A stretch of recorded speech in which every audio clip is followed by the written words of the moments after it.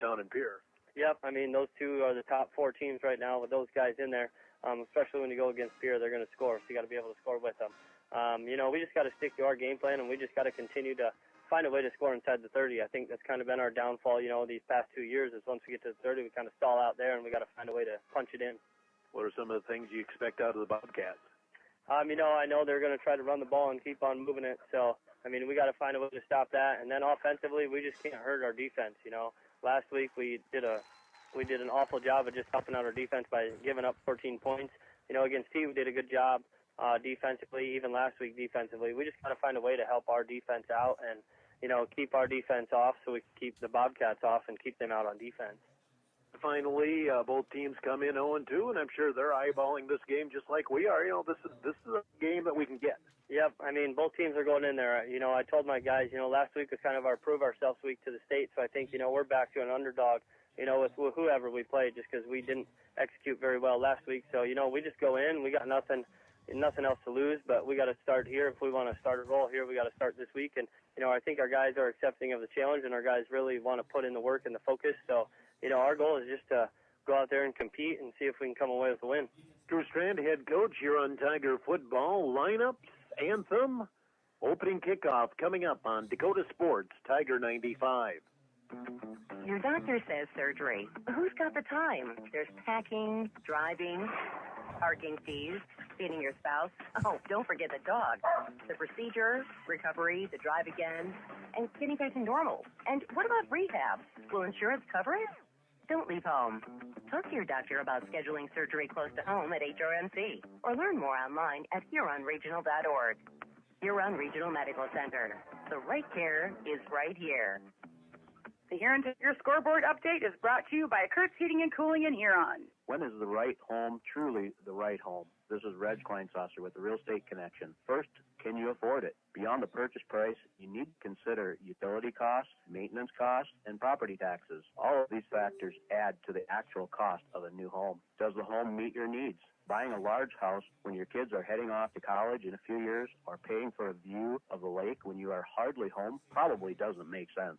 At the Real Estate Connection, we are dedicated to helping you find a home that meets your needs without breaking your budget. We're ready to help you find the right home today. Give us a call, 352-1300, or visit our website, realestatehuron.com. South Dakotans, due to the recent flood, hail, and windstorms, many of you have damage and are in need of making repairs. When it comes to making the decision of who to hire to complete the repairs, you should always check with the Department of Revenue to ensure they're licensed to do business in South Dakota. And you should check with Consumer Protection to see if any complaints have been filed against the company. And finally, never sign anything until you read all the details. Rule of thumb, when someone knocks on your door to sell you a product or service, they need to provide you with a 3-day right to cancel. Go to consumersd.gov and look under transient vendors or call 800-300-1986.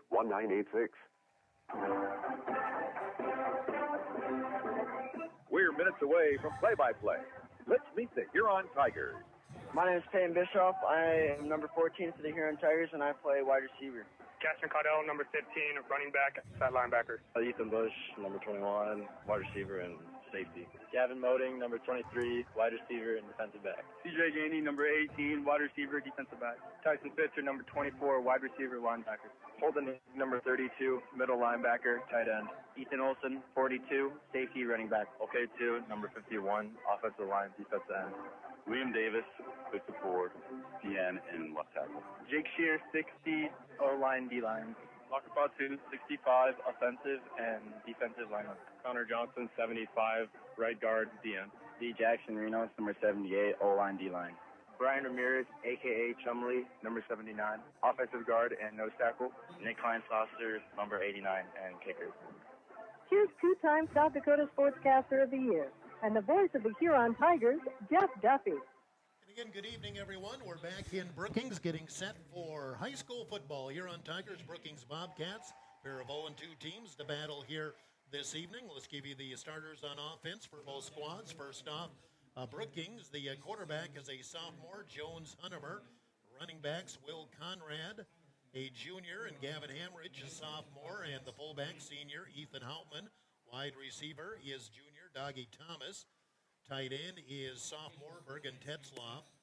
Tackles are Braden Stadler, a senior, and Luke Hansen, a senior. the offensive guards, Andrew Hahn, a junior, and Joey Fitzpatrick, a senior. Center is Tane Frederick.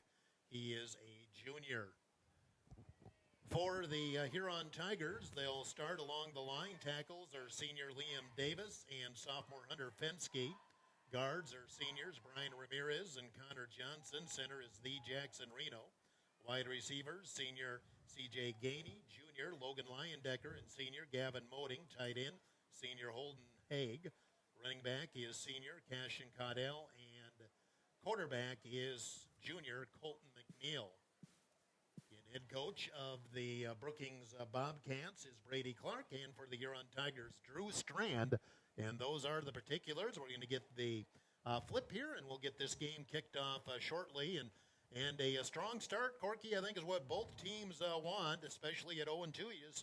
And a young team like Brookings, boy, you just want to be able to feel good right off the bat. Well, they both are alluded in their comments there, confidence. You need to get that established as quick as you can. That's going to carry you a long ways through this game, and you're both hungry for the win here. So let's see what happens.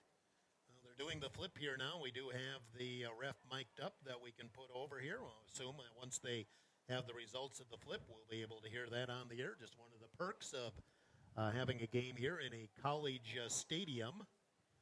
We are six stories up. If you go by the elevator, we went to the 6th floor. So we are 6 stories up. It's still a great view to watch a football game. Oh, it doesn't get much better than this, does it? Huron wins the toss.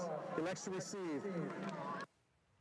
There you go. That was the official. And let's tell you who the officials are. The officials are backed by the South Dakota Attorney General Office, Consumer Affairs Division.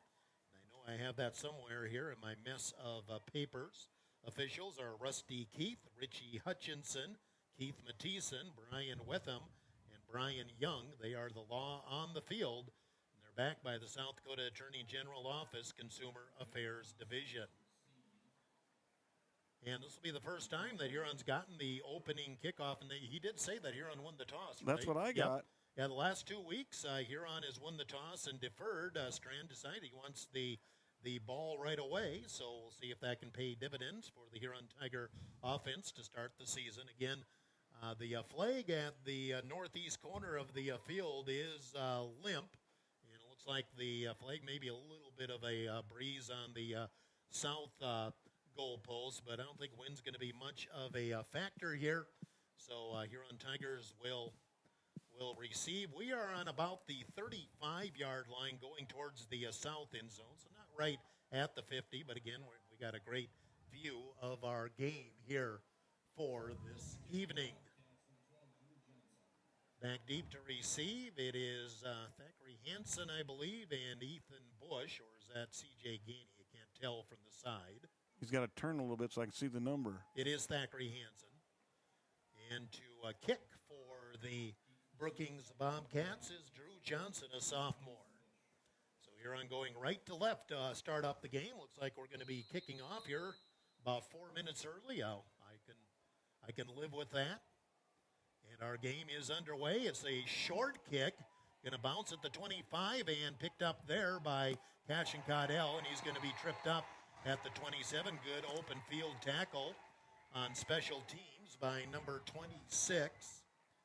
Mason Mathis, and the Huron Tigers will have it 1st and 10 from their own 27-yard line. A short kick and good coverage by the kickoff unit for the Bobcats. And Colt McNeil brings out his offense 1st and 10 from the 27-yard line. Huron goes 2 receivers right, a wing to the right, and a shotgun for McNeil. Caudell right beside him for the 1st and 10 snap. And a quick flip out to the far side. Moding turns the corner, 30, 35, splits a couple of defenders and gets a 1st down up to the 39. I saw right before the snap, the corner over there for Brookings backed up quickly, and that just made it pretty open for Moding to get in space and run. Gain of 11 and a quick 1st down for Huron. And one thing Coach Strand stressed to me before we did the pregame interview, we're working on getting the ball out fast, letting Colton just get his read and not give the rush a chance to get there. 1st and 10 from the 38 for the Huron Tigers. Here's motion. That's Haig. And handoff to Caudell. He'll turn back inside and runs into a bunch of red jerseys. Gain of 1 on the play. That was read well by the Brookings Bobcats. First man in on the stop was Bergen Tetzlaff, but he had plenty of help. It'll be 2nd and 9 from the 39 for the Huron Tigers. We're just underway here at SDSU. It is 7 o'clock. This is KIJV, AM/FM in Huron. 2nd and 9 for Huron from the 39-yard line. 2 receivers come left, 1 right. Shotgun for McNeil on 2nd down. McNeil looks over the middle. Pass complete to Moding. He's past the 45, lost the ball. Fumble, a flag on the play, too. Brookings covered the loose ball, and let's see what the penalty marker is. I'm sure Brookings got on top of it. We'll check the flag, though, first. Brookings saying it's on Huron. If that's the case, Brookings going to get the ball at the Huron 46-yard line. And, yep, Brookings saying it's going to go on Huron, so they'll decline the penalty. And an early turnover gives Brookings the ball. Ineligible receiver downfield, number 79 on the offense. That penalty is declined. First down, Brookings. So Brookings gets it off the fumble. First turnover of the game. And now what we were looking to start out with. And exactly what Brookings wanted. We'll see what they can do with the early turnover. 1st and 10 at the Huron 46-yard line as Jones Huntemer will bring his offense out. They come out with an I formation and a wing to the left on the 1st and 10. Huntemer is under center. And off to the tailback straight ahead. Good surge up the middle, 40 down to the 39. Tackle made by Haig and Moding. And second man through, I believe that was Hamrich. And he's the guy that's going to get a majority of the carries all the way to the 39, gain of 7.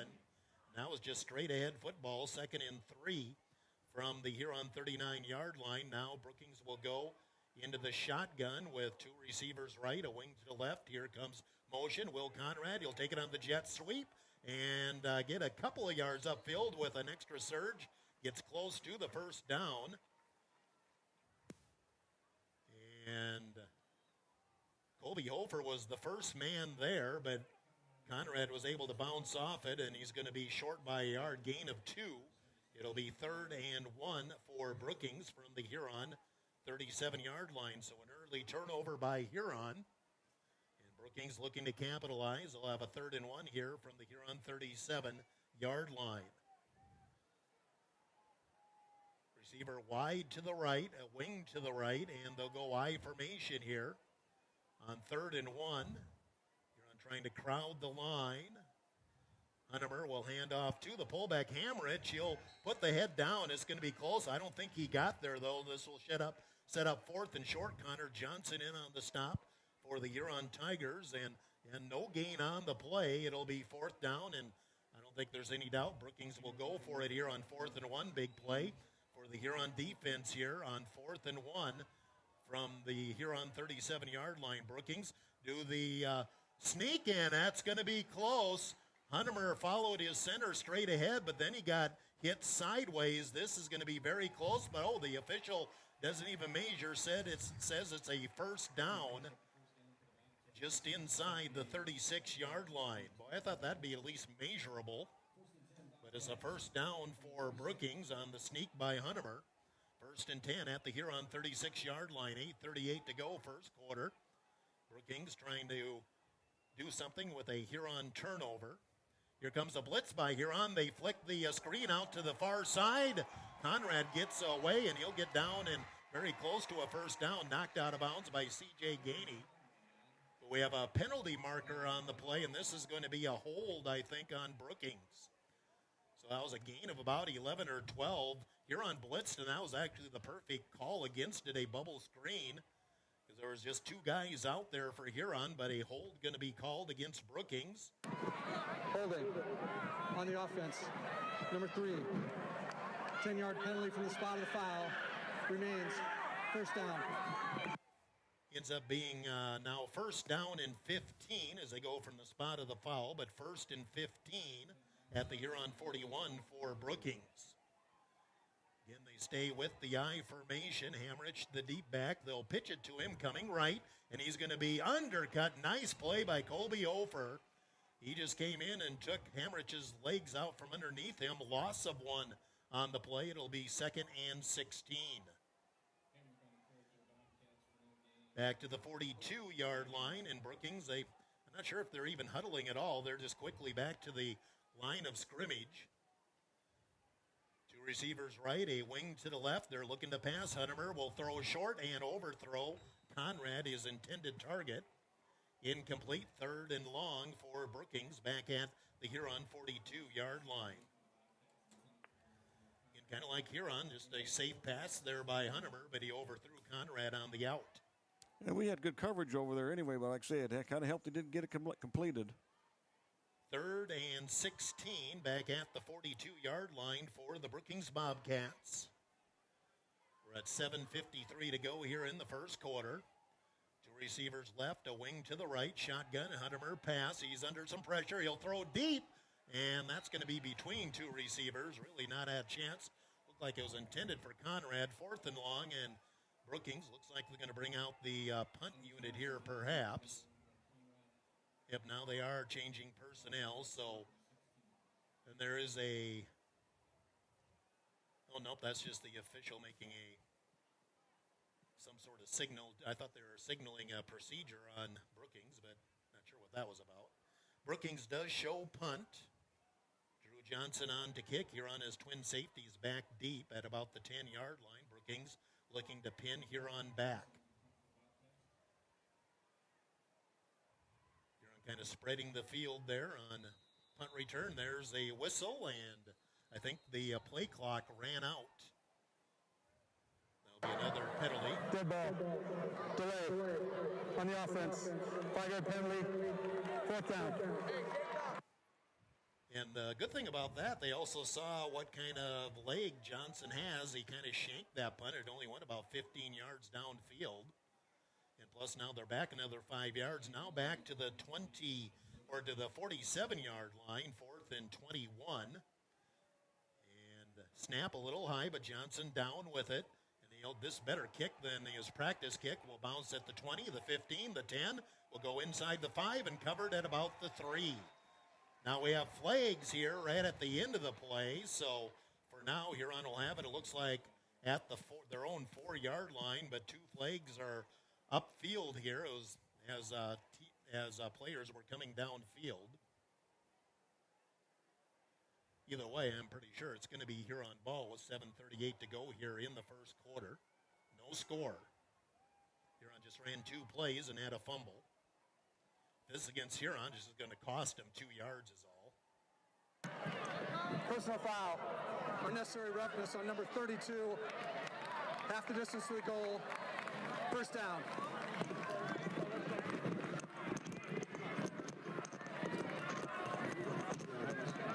You got your He forgot to turn off his mic. Yeah, he still got it on, so I guess we'll turn that down for the time being. 1st and 10, Huron at their own 2-yard line. A personal foul, but only costs Huron another 2 yards. And 1st and 10 at the 2. And we're going to go with the shotgun in the end zone. Caudell standing right beside McNeil. McNeil to pass, throws over the middle, wide open Leyendecker. There's the 1st down. Boy, he just came on that deep post. There was nobody close to Logan, all the way up to the 18-yard line. And that'll be a 1st down for the Huron Tigers. 2nd 1st down up to the 17. So that's a gain of 15 yards on the 1st down play. So that's how you get yourself out of the hole.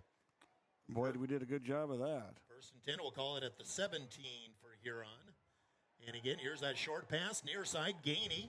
He's up to the 20 and then gets knocked down by about 3 players. Still gets about 5 yards out of it. Man on the bottom of that pile was Jay Harris for Brookings. He had some help from his friends.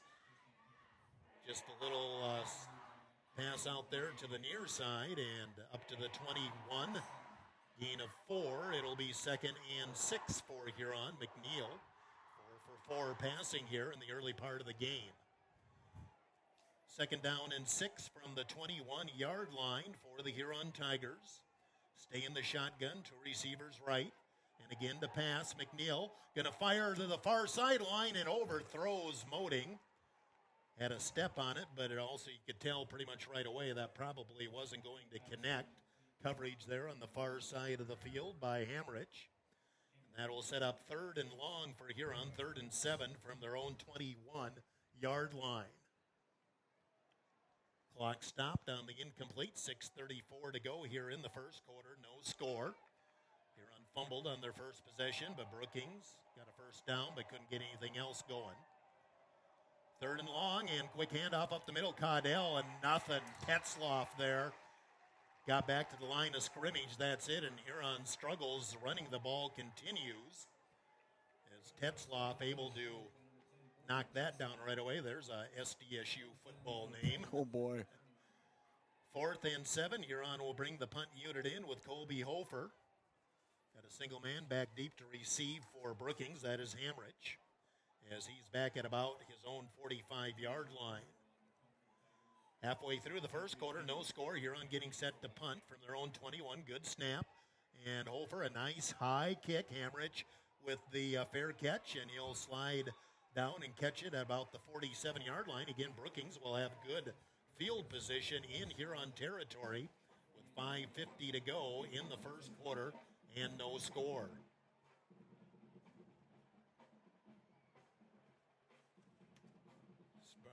Put it officially at the 48-yard line.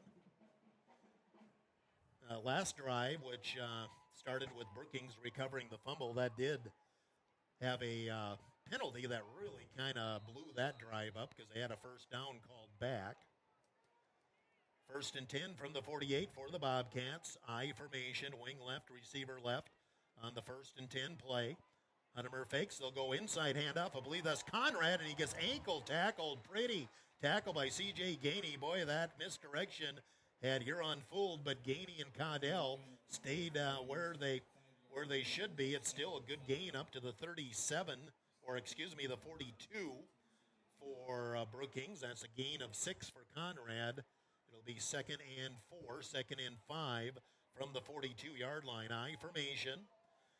And handoff Hamrick, and he gets caught from behind, keeps the legs churning, and finally goes down at about the 39. Actually got a couple of yards after he was hit. They'll spot the ball at the 41. So a gain of 1. It'll be 3rd and 4 for Yankton. You're on a good penetration that time. Give Hamrich credit for getting something positive out of that. 3rd and 4 from the 41-yard line for the Bobcats. Again, I formation, wing right. Here comes the blitz. And good penetration far side. I think Hamrich breaks one tackle and again gets some yardage after he's hit, but he's going to be brought down and basically got back to the line of scrimmage. Boy, big surge there on the right side. I think that might have been Connor Johnson. And if we'd got him back where we initially made contact, we had 5 more yards deeper here. Most likely a punt instead. I'm sure Brookings will go for it here at 4th and 4 at the 41-yard line. Actually, about 4th and 3. Brookings. Huntemer does stay out on the field. Play clock down to 13. So 4th down. They're at about the 41. Have to get to about the 38. Again, stay with the I formation. Wing right. Receiver to the right. Trying to draw here on off, it looks like. Hamrich up the middle, and he's going to be stopped at the 40, and the Huron defense holds. Kind of a slow developing play, and Huron right on top of that, and it was Sean Myers on the stop defensively for Huron. Gain of 1, but they needed 3, and the ball will turn over on downs, and Huron's going to have their best field position of the first quarter at their own 40-yard line. 3:56 to go here in the first quarter. No score. And Huron from their own 40-yard line. Shotgun for McNeil. Straight drop. Throw over the middle. Dangerous pass, but it's caught by Peterson. Bubba inside the 45, and that'll be a first down for Huron. Bubba Peterson Gets a nice gain on the play, just timed it perfectly, and then held on as he was getting tackled all the way down to the 41-yard line of Brookings. That's a gain of 19, and a first down for the Huron Tigers. First time in Brookings territory. They'll have it 1st and 10 at the 41-yard line of Brookings. Shotgun again for McNeil. Peterson, a wing to the left. And a rollout for McNeil. Looks like he can run it if he wants. Now he's going to throw deep for Gainey. And, in and out of his hands. Looks like it was tipped back there deep by the defensive back. Fortunate for Brookings because it looked like it was on target. It looked like CJ still had a chance at it. He still did, and I tell you, that fingertip is what got it there, but he did a great job of getting himself in the open part of the field, and the ball was right on the money. So 2nd and 10 for Huron from the Brookings 41-yard line. That had a chance. 2nd and 10 from the 41. Stay in the shotgun for McNeil. Huron's only ran the ball twice so far. And going to pass again. McNeil looking right. Here comes pressure. He'll roll out to the right. Still rolling. Now he's going to tuck it under, get what he can. Knocked out of bounds at about the 37. It'll be a gain of 4.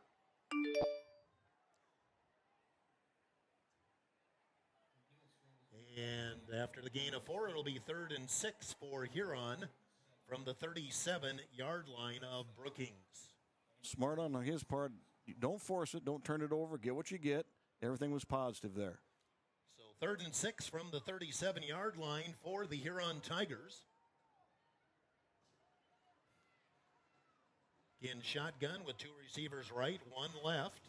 McNeil, straight drop, throws short the pass, and in and out of the hands of Ethan Bush. I think Ethan maybe took the eye off it there and wanted to turn up field before he had possession of the ball. 4th down.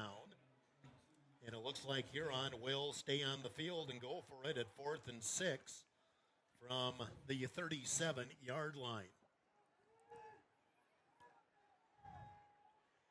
3:04 to go, first quarter. No score. Huron with their best drive of the first quarter. 2 receivers right, 1 left on 4th down. McNeil looking left. He's going to step up. Now he's got some trouble, and now he'll throw in the middle, complete the moting at the 15, spins and down at the 14. He was very close to the line of scrimmage, but I do not see a flag. And it'll be a first down for Huron as they're in the red zone down to the 13-yard line. That's a gain of 24 for the Huron Tigers. And our receivers are they're getting in the open areas. They're doing a great job of giving him a good target to throw to. 1st and 10 from the 14-yard line for the Huron Tigers. Up the middle, and not much there for Caudell, and that's been a struggle here for Huron this year, getting that run game established. Gain of 1 on the play. It'll be 2nd down and 9. 2:20 to go, first quarter. Huron at the Brookings 13 with a 2nd and 9.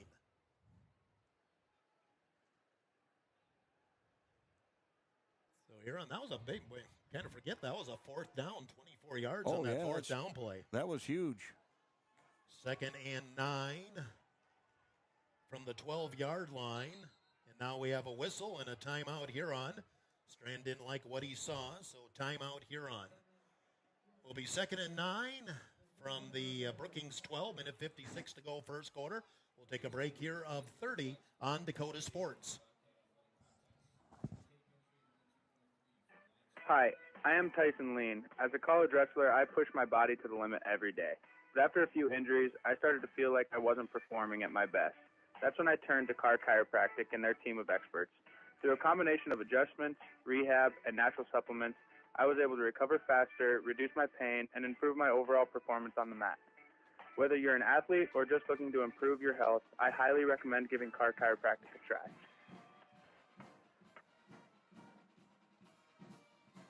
We are back at Brookings, SDSU. Huron has a 2nd and 9 from the Brookings 12. Trying to get the first score of the game. Minute 56 to go here in the first quarter. Huron 4 first downs here in the first quarter. 2nd and 9, shotgun. Thackeray Hansen is in at the running back position here on 2nd down for Huron. And he'll take the handoff, trying to turn the corner. He'll turn, get to the 10, then knocked out of bounds at about the 7. Trying to use that speed to turn the corner. So up to about the 7-yard line. So that's a gain of 6 for Thackeray on his first carry of the game. And we're about 3rd and 5 for Huron at the 8-yard line. 3rd and 4 at the 8-yard line.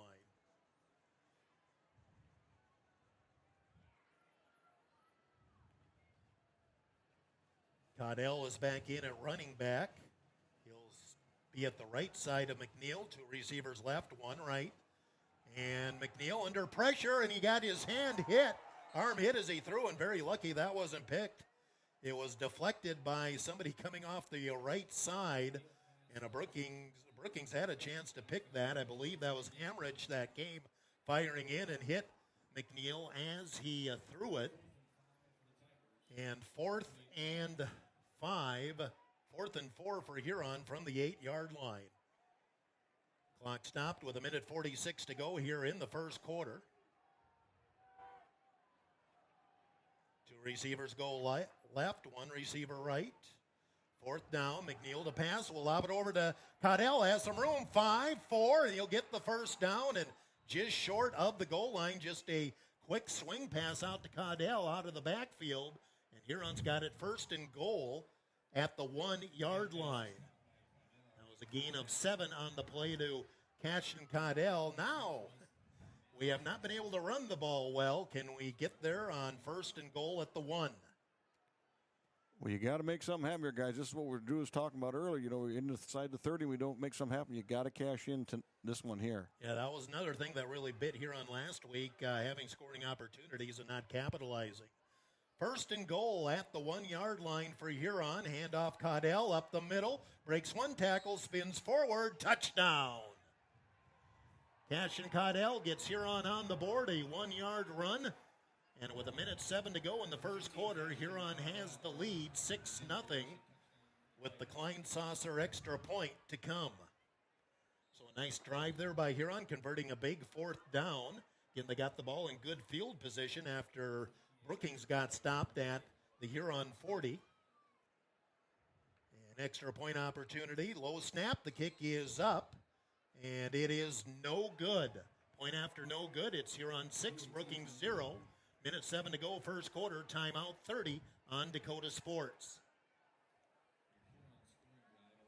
Fully transparent, fully loaded, feel-good energy drink you've been waiting for. No sugar, no artificial colors, epic focus, complete performance.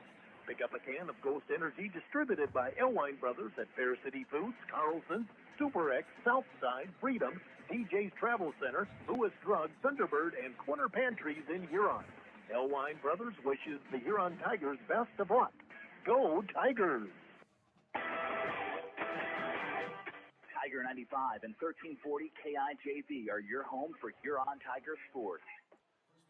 Back into Brookings, Huron Tigers lead 6-0, and Corky, a nice drive, especially converting 2 4th downs to keep it alive before Caudell gets the 1-yard run.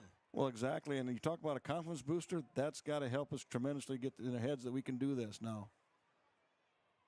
So Brookings will await the kick from a Klein-Saucer. Looking for my sheet here. I know Hamrich is one of the guys back deep for the Brookings Bobcats. They have too many papers here. Well, we'll figure. Oh, there it is right there. Klein-Saucer to kick off. Back deep. Hamrich is the only one that got listed, but there's 2 guys back there.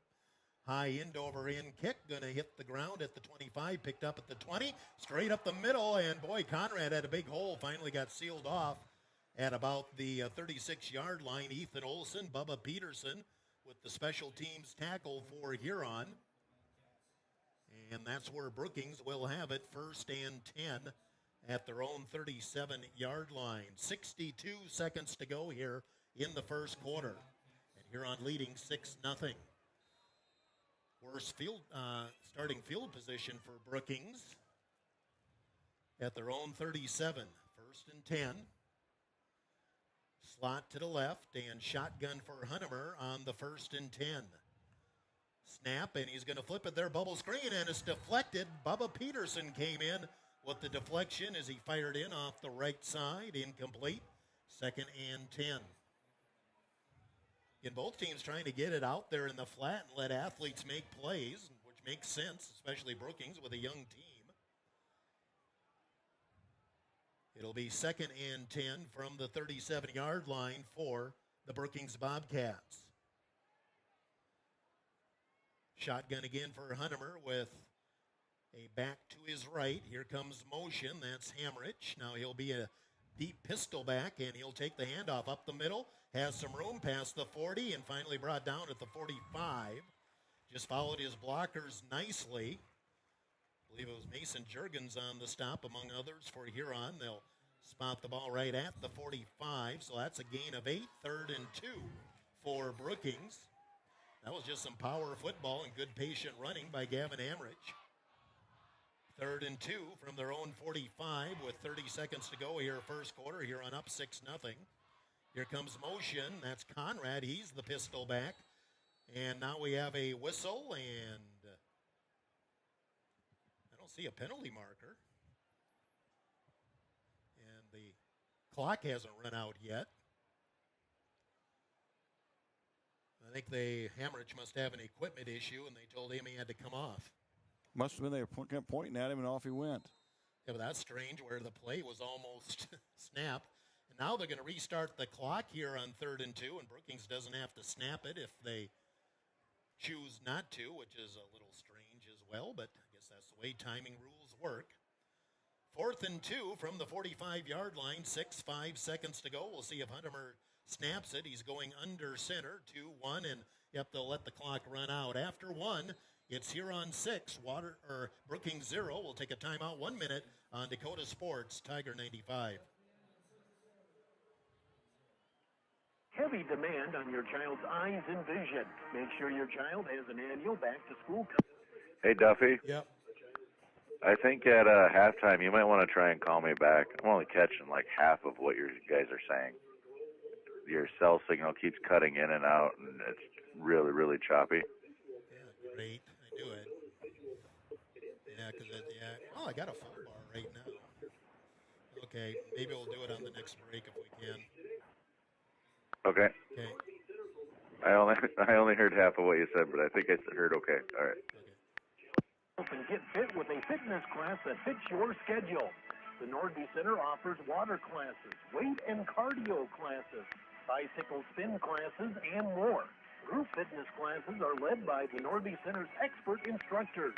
Sign up for a fitness class today. The Nordby Center for Recreation, where the fun never ends. You're listening to the Huron Tigers on Dakota Sports KIJV. We are back, ready to start the second quarter. Brookings will have a 3rd and 2 from their own 40-yard line. Huron leading 6-0 on our first play of the second quarter. Had one player come in late there off the first quarter break. And he's in the backfield. That is number 26, Mason Mathis. He's the tailback here. On 3rd and 2, trying to pull Huron off. Now they'll do inside handoff, ball on the ground, and I think Huron covered it.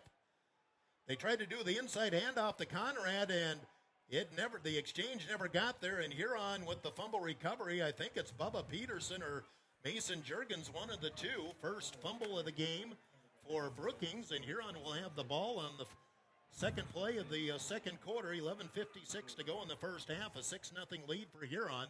And Huron has a great field position here with 1st and 10 at the Brookings 44-yard line.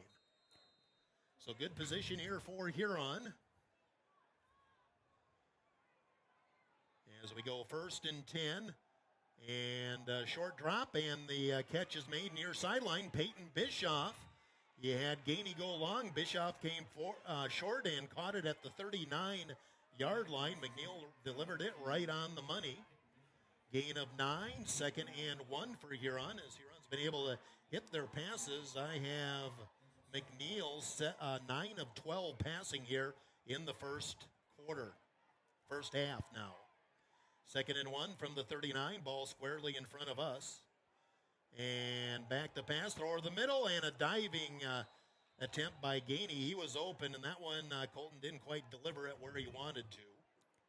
And it'll be 3rd and 1 from the 34-yard line of Brookings for Huron. And Brookings is blitzing one of the linebackers every single time. He's going from one side to the next, so we're doing a great job of picking that up. So 3rd and 1 for Huron. See if we keep it on the ground here as Caudell is standing right beside McNeil. We're shuffling some receivers around. Now Caudell switches from right to left in motion moting. He'll take the flip, turns the corner, and he does not get there. That was read beautifully by Brookings. Nice tackle made in the open field by number 86, Egan Jensen.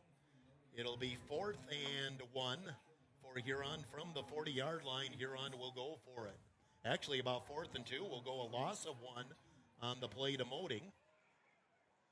And 4th and 2 from the Brookings 35-yard line. Huron will go for it here. We're just over a minute gone in the second quarter. Huron up 6-0. Need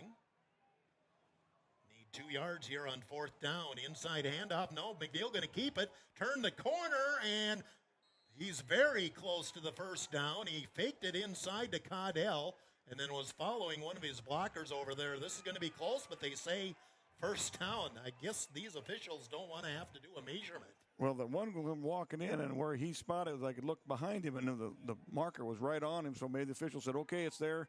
Boom. So 2-yard gain and a first down for McNeil. 7th first down here of the first half for Huron. And Huron has a big time of possession advantage in this game. It was about 7 minutes to 5 minutes in the first quarter. 1st and 10 from the 33. Now McNeil steps up, scrambling, will throw short for Moding. He'll make the catch. Nope, they're going to say he was out of bounds. It was a good defensive play over there as Conrad was there along with Jay Harris, and he did make the catch, but evidently didn't have his feet in. Incomplete. It'll be 2nd and 10 from the 33-yard line. And when Colton gets pushed out of that pocket, he's got a lot of green in front of him. Once in a while, you might want to just tuck that down and get what you get. There's been a couple of times I thought he would do it. 2nd and 10 from the 33-yard line. 10 minutes exactly to go in the first half. Here comes the blitz from the right. McNeil going to throw long. Bischoff wide open. 10-5 touchdown.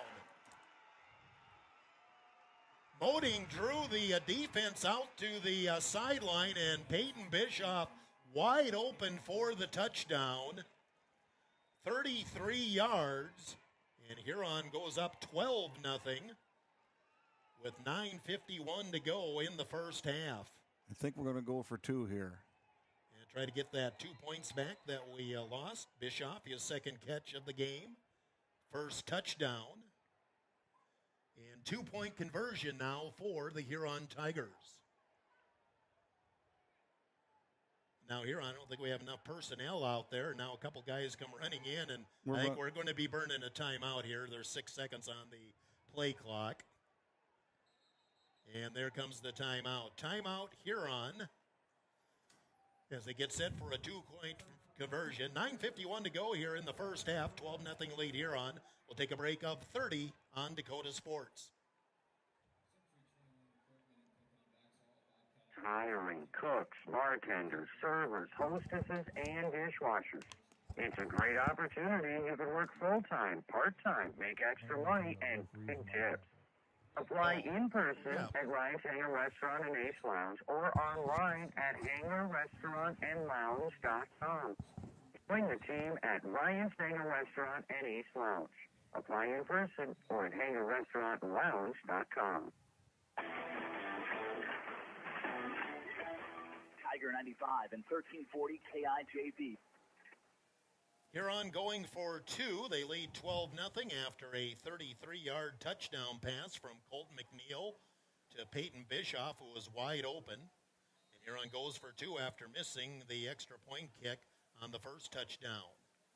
McNeil looks. He's got Cowdell on the left wing, and he'll take it in for the conversion. Pass to Catch and Cowdell. Huron goes up 14-0. We'll take a timeout. 1 minute on Dakota Sports. Jason, come on the line. 1 minute on Dakota Sports. Here at Hartman Physical Therapy, I'd like to welcome you to visit our clinic at 2297 Kansas Avenue Southeast in Huron. We provide the care you need for orthopedics, sports injuries, spinal issues, arthritic conditions, and work-related injuries. Our licensed staff will assess the problem, provide the rehab, and get you on the road to recovery. Wishing all area athletes a healthy and successful season. Hartman Physical Therapy, restoring health through thoughtful patient care. Stop in for a free insurance review with Lane Anderson of Farmers Union Insurance. Auto, home, farm, life, and business. Become a satisfied policyholder with Farmers Union Insurance. Farmers Union Insurance, Lane Anderson, 1835 Arizona Avenue, Southwest in Huron. Looking for personalized apparel such as t-shirts, hats, sweatshirts, hoodies, jackets? PB Sports, of course. How about signs, logos, and vinyl graphics at Pops? PB Sports, of course. Proud sponsor of the Tigers, PB Sports, downtown Huron. You're listening to the Huron Tigers on Dakota Sports KIJV. We are back, and a short kick by Kleinsasser will be fielded by Conrad at the 7-yard line. He's got the 20, 25 up the middle, breaks a tackle, hits that right sideline. He's got room. He's loose to the 50, the 45, and he'll take it the distance for the touchdown. 93 yards. Second time this year that Huron has given up a kick return for a touchdown. 93 yards, and Brookings on the board, their first touchdown of the season, and it's 14-6 with the extra point pending. Go ahead, just open up the middle. I don't know if we ever laid a glove on him. If we did, it was a fingertip is about all we got, and he just, once he got out in the open there, it was just kick in the afterburners, and we'll see ya. Momentum for Huron, or for Brookings now. They return the kickoff for the touchdown. They're back within a touchdown, and on to kick the extra point again is number 12, Drew Johnson. Snap is there. The kick is up. The kick is blocked by Bubba Peterson. Remains 14-6 Huron. Jason, come on the line. We'll take a timeout. 1 minute on Dakota Sports. Yes, sir. I'm going to hang up and call you back, or is it better yet? It's still the same. Still choppy. Okay, I'll call you right back. I'm going to hang up. Okay. Okay. All right.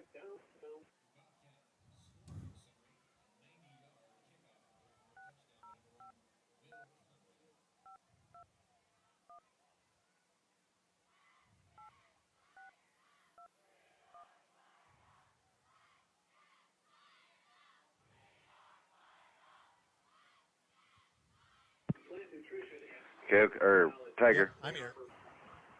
All right. Oh, try it this better. time. Yeah, I got a full signal here now, so. All right. Okay. 15 seconds. Yep. Contact your local Wilbur Ellis specialist today to find out how to maximize your return on investment. Wilbur Ellis wishes all area high school athletes the best of luck this season.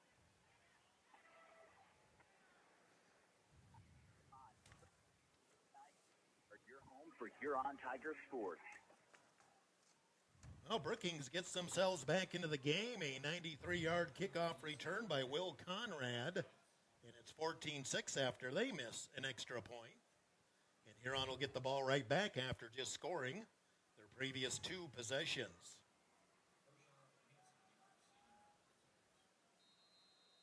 In back deep to receive, I believe it's Bush and Thackeray Hansen.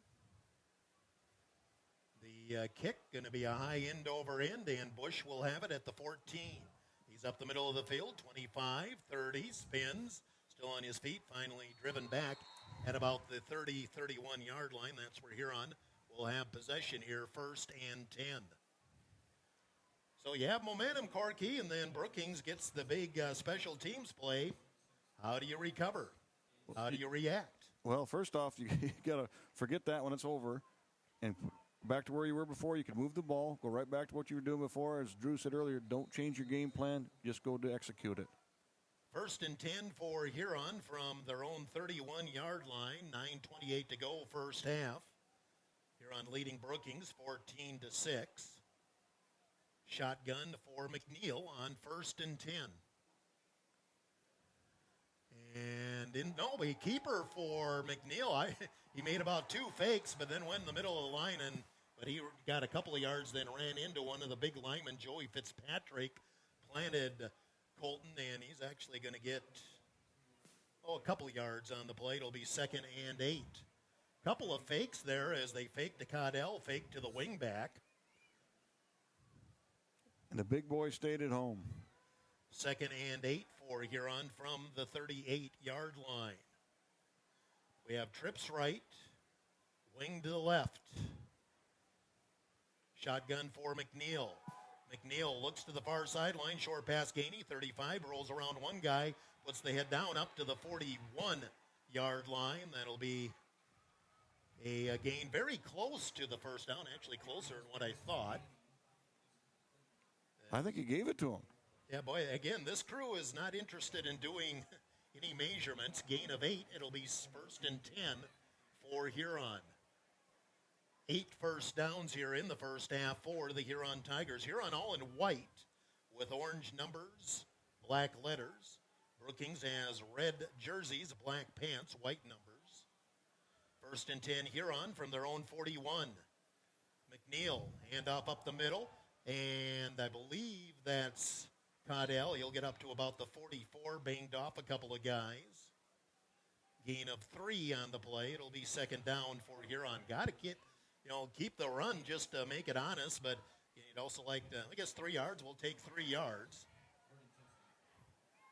But the run game has been a tough go of it so far this year for the Huron Tigers.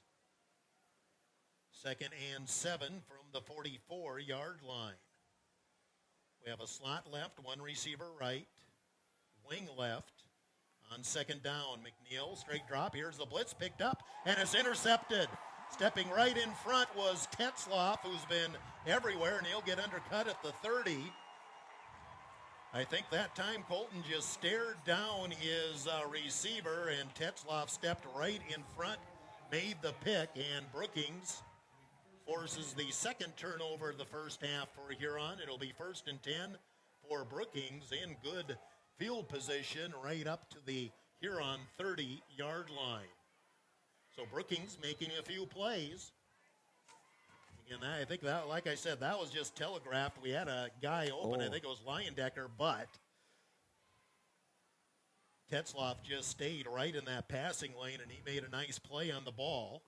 Brookings will have it 1st and 10 from the 30-yard line. I formation, and Hammerich with the carry going off right side. He'll get a yard or 2 and then get stacked up there. It'll be 2nd and long for Brookings, gain of 1.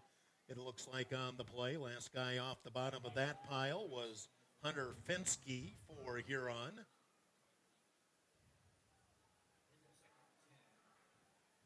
And 2nd and 9 for Brookings at the Huron 29 as they try to convert on a Huron turnover. Inside of 7 minutes to go in the first half, 14-6, Huron leading. Wing left. Receiver wide to the left, I formation, and now Huntemer wants a timeout. Timeout Brookings, 6:49 to go in the first half. You're on 14, Brookings 6. Timeout. Brookings, their first timeout of the half.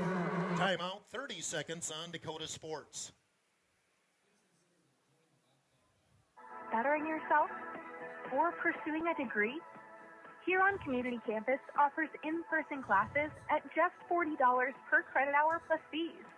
HCC offers courses through Northern State University, offering quality education at an exceptional value. To learn more, call Huron Community Campus at 605-353-8518. That's 605-353-8518. Hi, this is Danny Gladden, Minnesota Twins Radio Network, and you are listening to Jeff Duffy on Dakota Sports. Well, not sure if the play clock was running out or what, but Huntemer, the quarterback for Brookings, took the timeout there on 2nd and 9 from the 29-yard line of Huron. Brookings now has, or knows that Huron took the timeout. According to the scoreboard, Huron took the timeout. Hey, we didn't have enough guys on the line. I saw Yeah, I think that was a Brookings timeout. Yeah, the quarterback walked over sideline and made it. And play action. Huntemer to throw. Got a man open and incomplete. Pass came in a little low, but boy, that had a chance as they tried to get it to Dodgy Thomas. Not sure how to say that first name, D-A-G-I. Incomplete. It'll be 3rd and 9. And he was open, but the pass came in short. So 3rd and 9 Brookings from the Huron 29-yard line. Clock stop was 6:54 to go in the first half. Been a very slow first half. A lot of passing on the Huron side of things. 3rd and 9, shotgun for Huntemer. And he's going to roll to the right. He's going to throw short and overthrows Thomas this time. Stop route there, but pass was delivered a little high. 4th and 9, and no reason to think Brookings won't go for it here on 4th down. 6:40 to go, and again, just getting a couple seconds off the clock off of each play. Huntemer is 0 for 5 passing here in the first half. So big play here for the Tiger defense, trying to get out of the turnover. Big play both teams here. The 4th and 9. Mathis a little confused where he was going in the formation. Shotgun for Huntemer. And he'll throw short, and the pass is, hit it out of the hands of Conrad. He would have been right at the sticks, and that's a classic case of he started to run before he hauled it in. And he could see green. I'll take it with me. Well, yeah, you got to make sure you catch it first. So the Huron defense holds on downs after the interception. 6:36 to go in the first half. Huron leads 14-6, and will get the ball back at their own 29-yard line.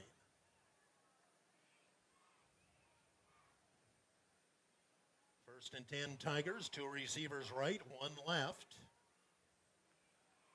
And handoff up the middle. Caudell has a hole to the 35 and up close to the first down. He kind of weaved through there, going straight up the middle. Best run of the night for Caudell. And it looks like we'll be just short of the first down. Again, it looks like he should at least, now they put it back to the 38. So a gain of 9, 2nd and 1 at the 38-yard line for the Huron Tigers. We're hitting the 6-minute point of the second quarter. Huron was 2nd and 1 at their own 38. McNeil looks to pass. Straight drop. Now he's going to tuck it under. He can run it, and now he does. Past the 40, slides at the 44. That'll be a first down. Gain of 5 or 6 on the play, pending where they spot it. I think Colton could have taken off a little earlier there, maybe got a few more yards, but boy, he's always looking downfield. It is up to the 44, gain of 6 for McNeil. 1st and 10 for Huron. 10th first down of the first half for the Huron Tigers. From their own 44-yard line, 2 receivers right, 1 left, wing to the right. McNeil looking in the middle, he's under pressure, rolls to the left. He can run, but he's going to throw instead, and Moding open at the 45. A lot of green there in front of McNeil, but Moding was open too over the middle. Gain of 11 and a first down. Well, he does such a great job. He gets out to the sides, and he sees the whole field. And Huron now in Brookings territory, 1st and 10 at the Bobcat 45-yard line. As we near 5 minutes to go in the first half, Huron 14, Brookings 6. 2 receivers right, 1 left, a wing right on the first down play. From the 45, there's Caudell up the middle. Again, he's got a crease. He's past the 40 down to the 35. Again, close to the first down. That quick trap up the middle has been working on this drive. Again, a yard short of the first down. It will be 2nd and 1 for Huron at the 34 or 36-yard line of the Brookings Bobcats. So Huron now getting a little run game. That's important. It'll be 2nd and 1 from the 36. Brookings in a 3-man front and a lot of linebackers. 2nd and 1. Handoff. No, they're going to flip it out. The bubble screen left side. Moding turns the corner. 30 breaks a tackle. 25, 20 in traffic down to the 18-yard line. Moding Made a couple of guys miss on that quick bubble over to the right side, and another first down for Huron as it goes up to the 17 or 18-yard line. That's a gain of 18 for Moding, and another first down.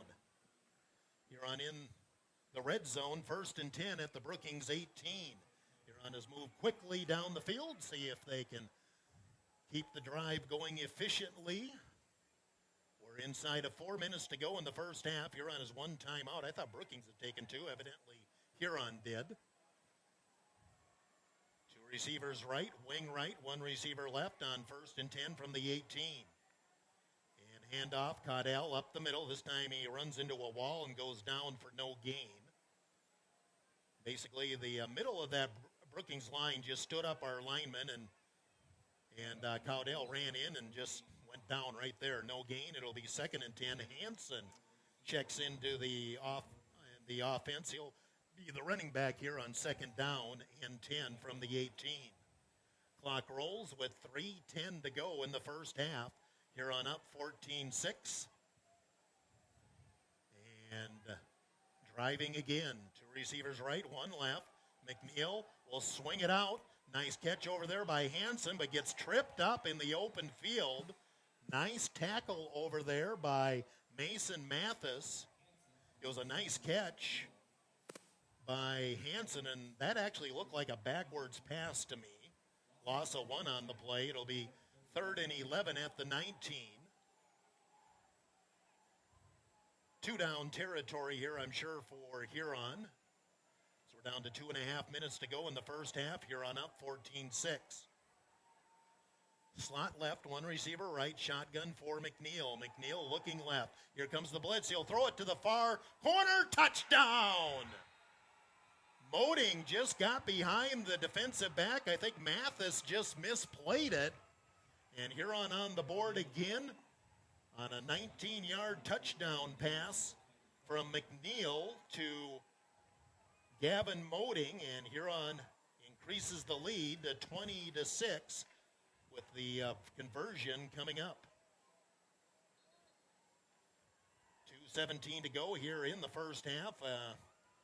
Not quite 4.5 minutes on the possession for Huron. Now Huron will be back with Kleinsasser to kick the extra point. Again, he's a left-footed kicker. Mason Juergens, the backup quarterback, is the holder. Snap is there. Kleinsasser with the kick. It is up. It is good. Huron 21, Brookings 6, 2:17 to go in the first half. Timeout 30 seconds on Dakota Sports.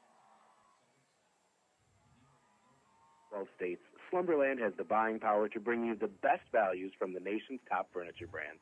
Slumberland is America's #1 dealer for Lazy Boy furniture. Slumberland is also the Midwest's largest retailer for Sealy, Simmons, Stearns & Foster, and Tempur-Pedic mattresses. Slumberland of Huron is completely locally owned and operated. Our staff, including sales and delivery, is made up entirely of your neighbors in Huron. So for the best brands at the best prices, along with truly local service, turn to Slumberland Furniture of Huron. Dakota Sports KIJV, 1340 AM and 95.3 FM.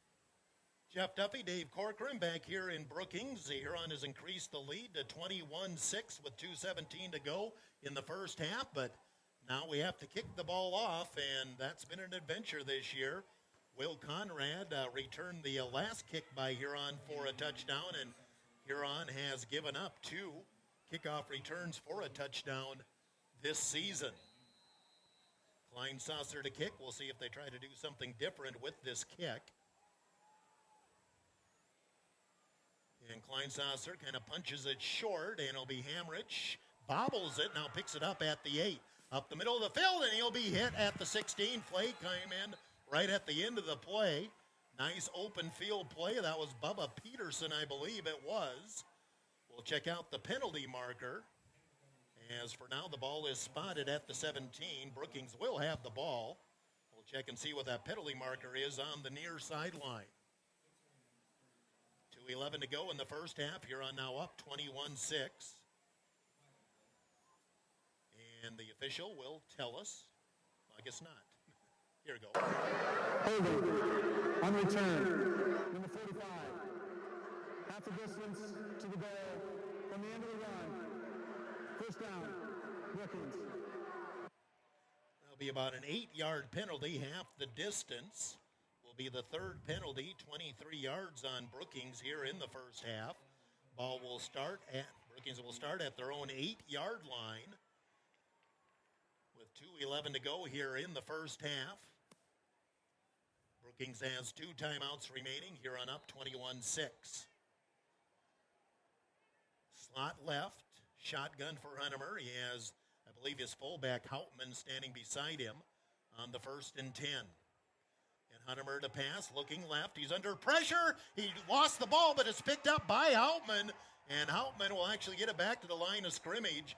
I think it was Holden Haig that came in and forced the fumble. And, boy, that was nearly a sack in the end zone. And the fumble actually worked in Brookings' favor, as it'll be a gain of 1 for Hauptmann as he picked it up and took it to the 9.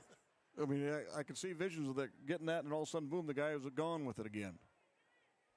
Second down and 10. Oh, boy, I'm not. Here's the snap. Hunnemer looking. Throw it to the far sideline, way overthrew it. Now, on the scoreboard, it says 3rd and 10, but the line to gain, they have it as 2nd and 19. Now, there was an accepted penalty on the kickoff, but shouldn't it have been 1st and 10 back where they marked it off? Because it's during the play to get to that, so you have to start, you take the penalty yardage and you go first down. Well, and half the distance to the goal was what it was. Well, this works for Huron's favor if we're going by the sticks on the field. Now they changed it, third.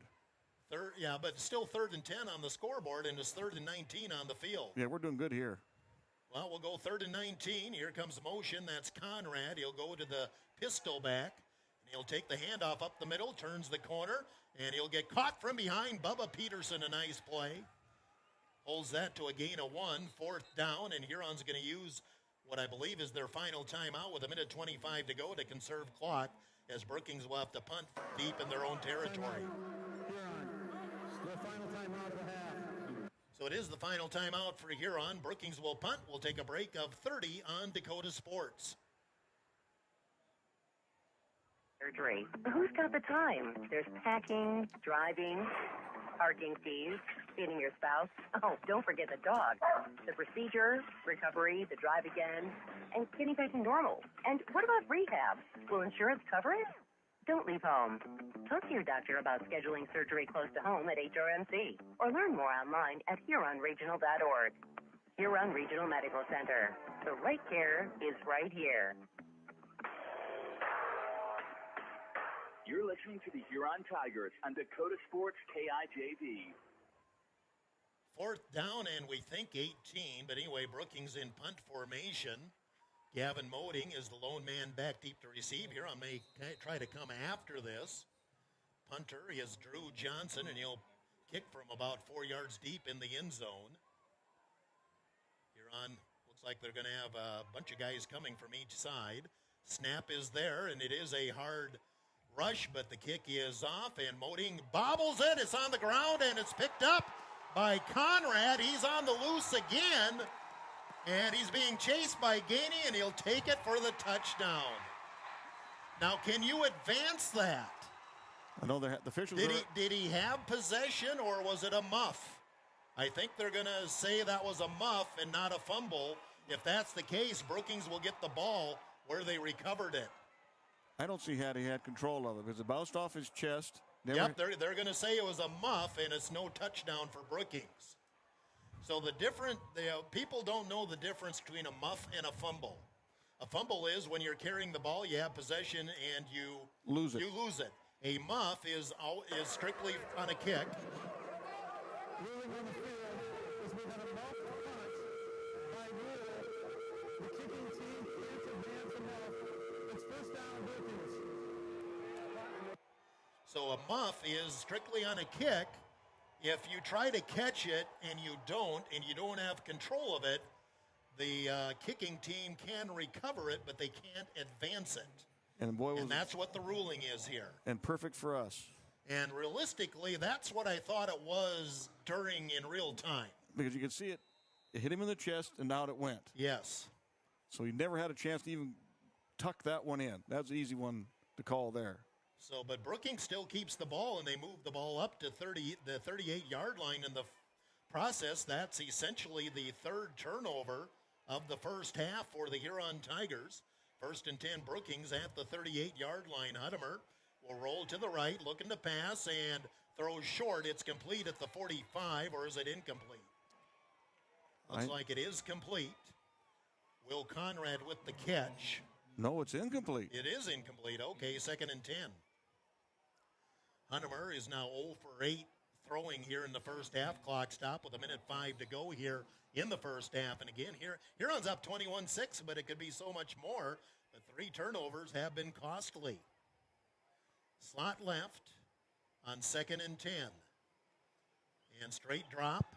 And Hudimer looking as time. He'll throw, and it's caught on the bobble, and they're going to say he did catch it. Gavin Moding got a hand on it.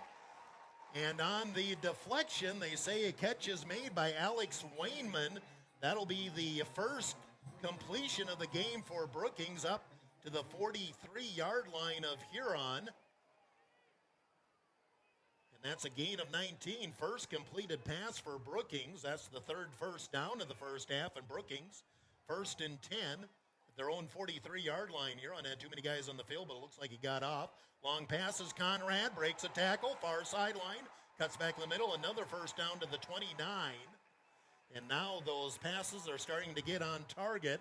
Again, the catch made there by Wainman, as that will go up to the 29-yard line, gain of 11, and another first down. And Brookings now moving 1st and 10 at the Huron 29-yard line. 46 seconds to go, low snap. Stepping up, Hudimer, he'll throw short. It's complete, left side, inside the 20, down to the 15. And now Brookings starting to get that passing game going. That was Hamrich with the catch. And now Brookings will use a timeout. Hamrich got it down to the 15-yard line, so that's a gain of 14. And just like that, Timeout. Brookings, their second timeout of the half. 38 seconds to go in the first half, and Brookings, on the benefit of a Huron turnover, has a drive going. They'll have it 1st and 10 at the Huron 15. Timeout. Brookings will take a break. 30 on Dakota Sports. Small bank.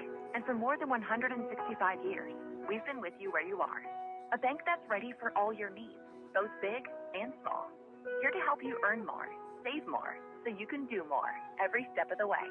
It's what you can expect from the great big small bank, FNBO, independent and family-owned for 6 generations, and ever so focused on you.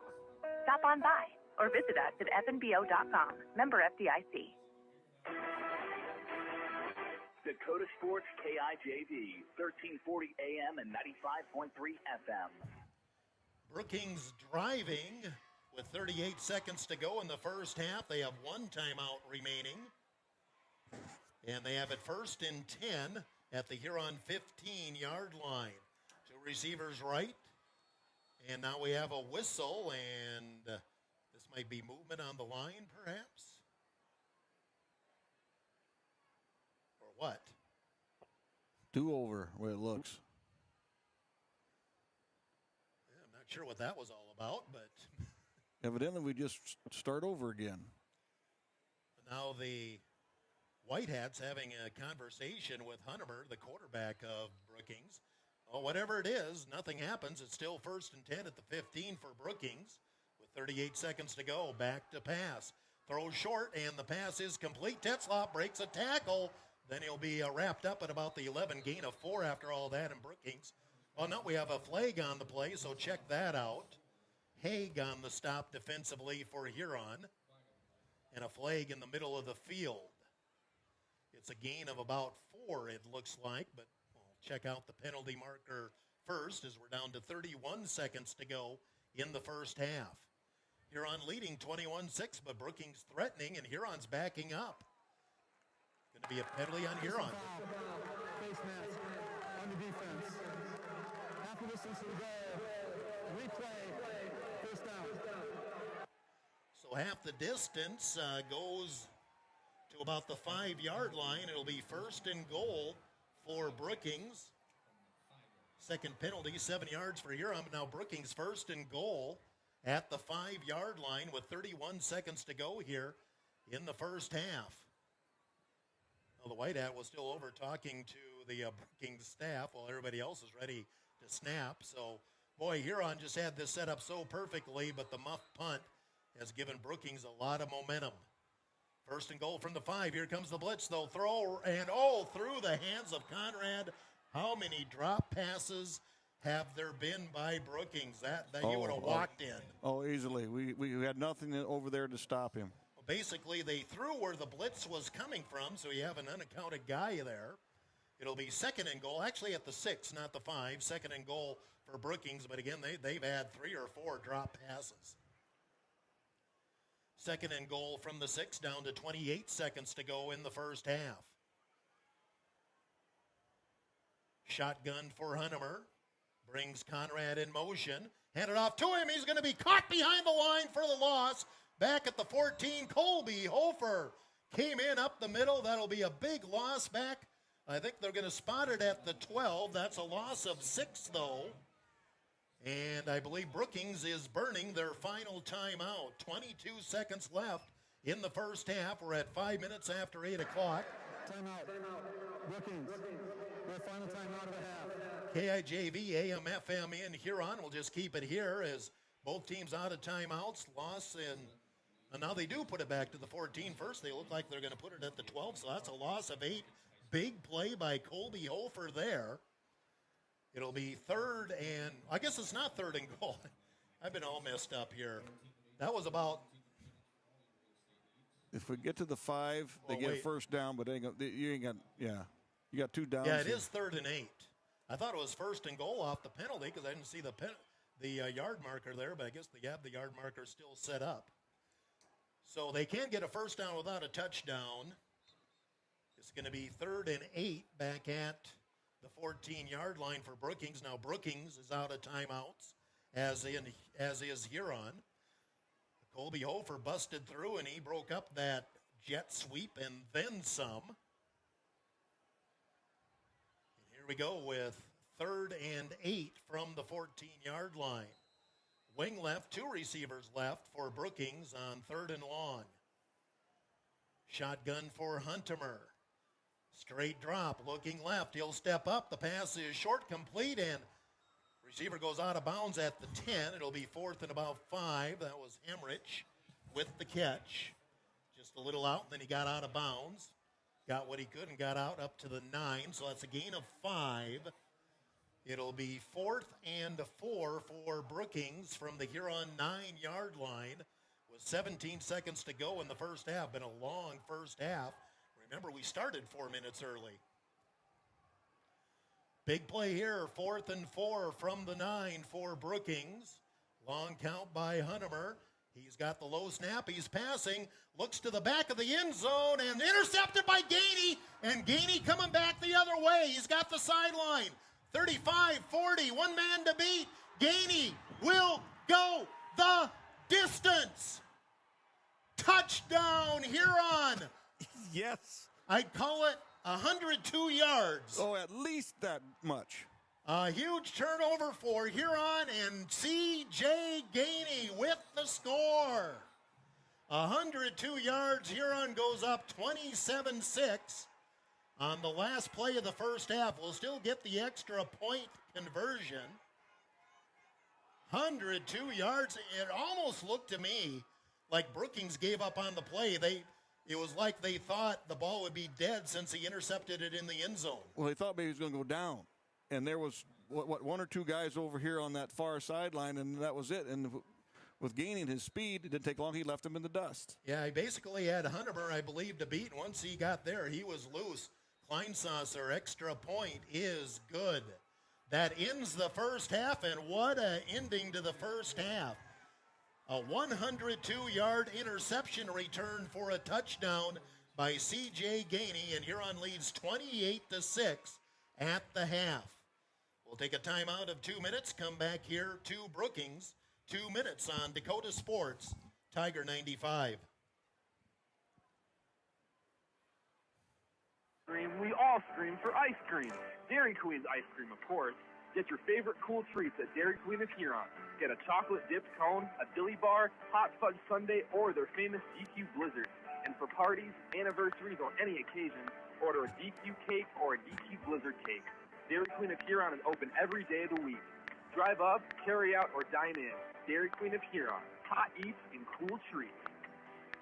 Do you know what your cattle are eating? Are they growing like you expect? At Dakota Land Feeds, their experienced feed consultants can help you be sure your cattle are getting everything they need to perform and what will help you increase your bottom line. Let Dakota Land Feeds help formulate the right ration to fit the needs of your cattle, whether you have growing calves, feedlot cattle, yearlings, or beef cows. Dakota Land Feeds has feed consultants across the territory to help serve you. Be your local Dakota Land Feeds dealer today. Your doctor says surgery. Who's got the time? There's packing, driving, parking fees, feeding your spouse. Oh, don't forget the dog. The procedure, recovery, the drive again, and getting back to normal. And what about rehab? Will insurance cover it? Don't leave home. Talk to your doctor about scheduling surgery close to home at HRMC or learn more online at HuronRegional.org. Huron Regional Medical Center. The right care is right here. Hi, I am Tyson Lean. As a college wrestler, I push my body to the limit every day. But after a few injuries, I started to feel like I wasn't performing at my best. That's when I turned to Car Chiropractic and their team of experts. Through a combination of adjustments, rehab, and natural supplements, I was able to recover faster, reduce my pain, and improve my overall performance on the mat. Whether you're an athlete or just looking to improve your health, I highly recommend giving Car Chiropractic a try.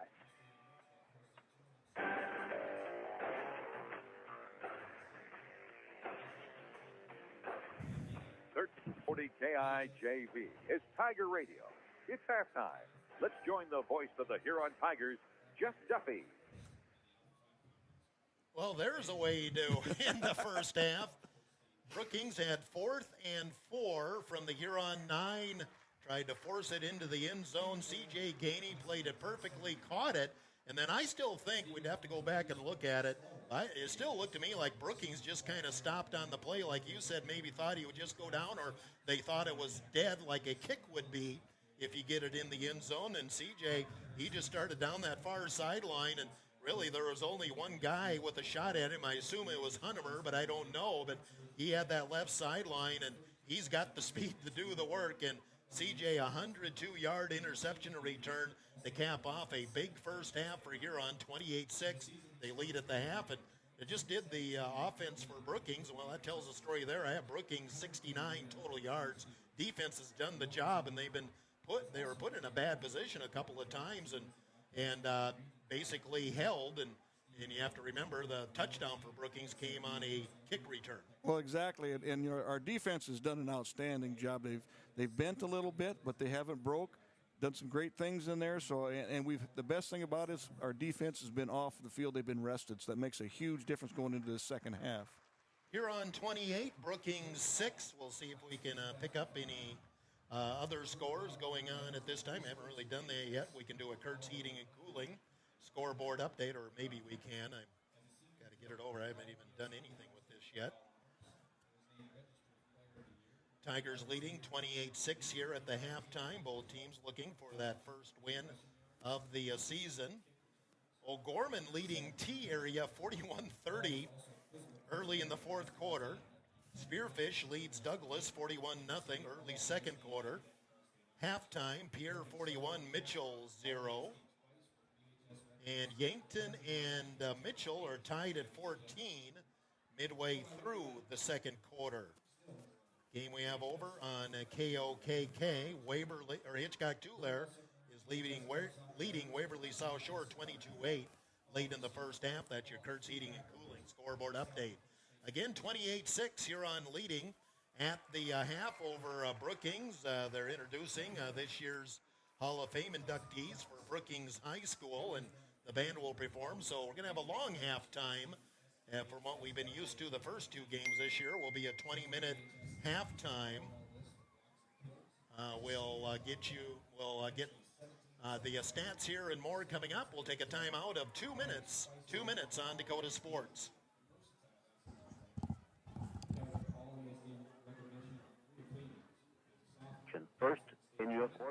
Beyond the purchase price, you need to consider utility.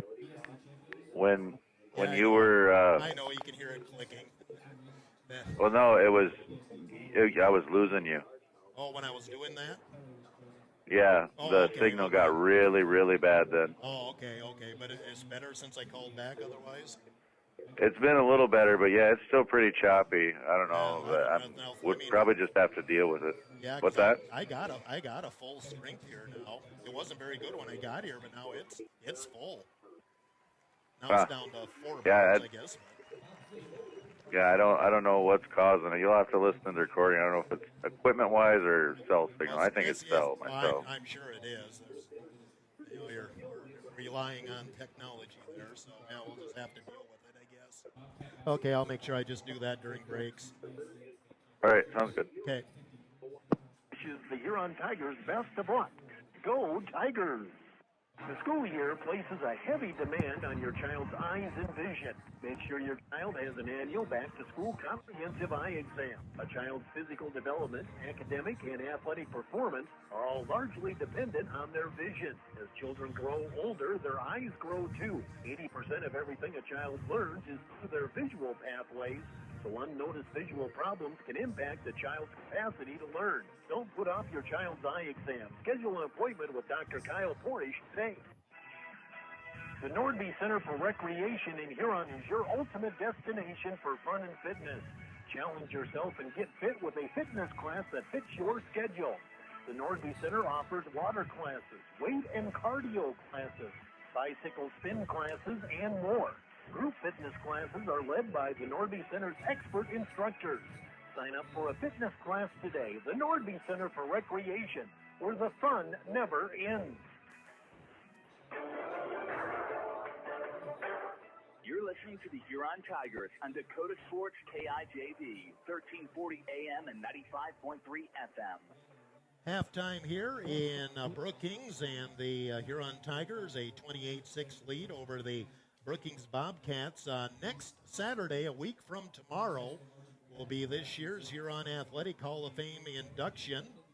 We have a coach, 2 athletes, a contributor, and a team that will be inducted. The banquet will start at 5 o'clock. They've been selling tickets there for $20. I know they wanted to get a head count in today, but still, I'm sure you can still get tickets there for the banquet. Go down the list of people going in. Dan McCarty, familiar to most people, retired as head wrestling coach, I believe, 5 years ago. He's taught and coached in Huron for 30 years and head wrestling coach for 19 years. Had a second and third place finish as a team during that stretch. And obviously, Cork, you and I both know Dan very well. Oh, exactly. What a history he's had there with the Tigers. You know, how many state champions he's had through the years. And, boy, it was always exciting going to the matches and watch what he could get them kids to do each and every time out. Well, here's the stats. 111 state place winners, 34 state finalists, and 20 state champions. And that would probably be a Wall Raven a few times. Yeah, you got 3 Glanzers in there. And a Beekman. Yeah, there was a Beekman in there, and Tyson Lean most recently, back to back. So a lot of good guys. A lot of good guys in there, exactly. Next guy, and you know more with him. I mean, I knew Clyde Dillman. 50 years he drove bus for the Huron School District. He was, back when I think we were talking about on the way over, we didn't have as many bus trips back then, and he was the main guy to get the Tigers where they needed to get, and was known for driving Big Orange. Clyde made stories about that bus. It wasn't the greatest, but back then it was what you had. And we always gave him a bunch of grief about if he started driving bus, he had to go get the horses out of the shed and hook them up before he could go. Now, what was his nickname? Chub, right? Chubby. Yep, yeah, Chub. Yep. Yep, and he was just so well known. I'm not sure if he's going to be able to attend. I know he's in the nursing home. He was just a couple doors down from my father-in-law, but I know his daughters will be there to represent him, and he's just a fun figure from Huron Tiger history. Well, I mean, the number of people that he's hauled, generations, is unbelievable. And the stories that guy was telling all the time about this trip and that trip and stuff like that, really interesting stuff.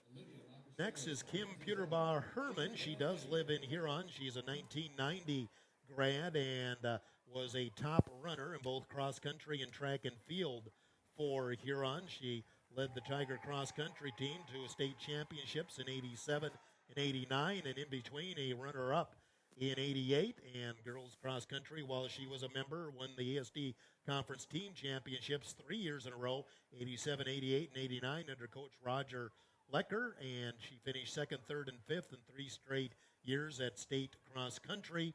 In track and field, she led the Tigers to the ASD title in 1988. I believe the boys and girls both won the ASD title in 1988, and it was at Tiger Stadium. Girls were also runner-up in 87 and 89.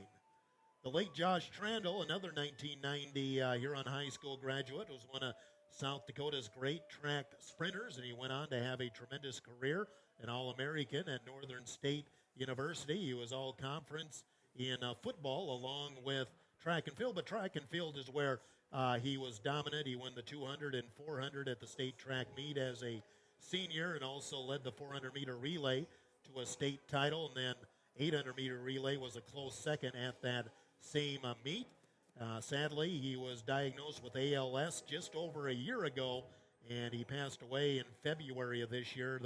I think the one positive we can take out of that, Josh knew he was going into the Hall of Fame before he died. That was a great thing that he knew that was happening, and just a great thing for him. And one of the legendary stories, and it is quite a story, the 1973 State A boys basketball state champions. The Tigers surprised the field. If anything, you could call them maybe underachievers during that season. They're led by 7-foot Brian Shanks. Harold Hill was all-tournament along with Shanks. The Tigers defeated the pre-tournament favorite Washington in the semifinals. Then that took them into the championship game against Yankton, and that was the battle.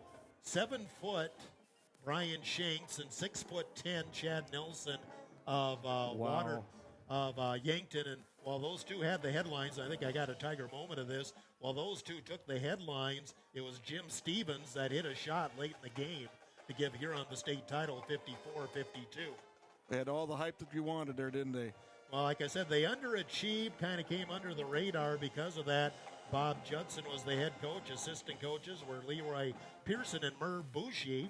Merv Boucher, a longtime Huron resident, now lives in Mitchell, but we won't hold that against him. I believe Merv, Bob Judson, the head coach, and also Brian Shakes are scheduled to speak on the Hall of Fame night for that induction. So a fun field, and again, that will be 5 o'clock at the arena a week from tomorrow, and probably get the program going around 6 o'clock.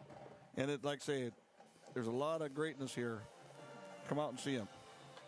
Halftime score, Huron 28, Brookings 6.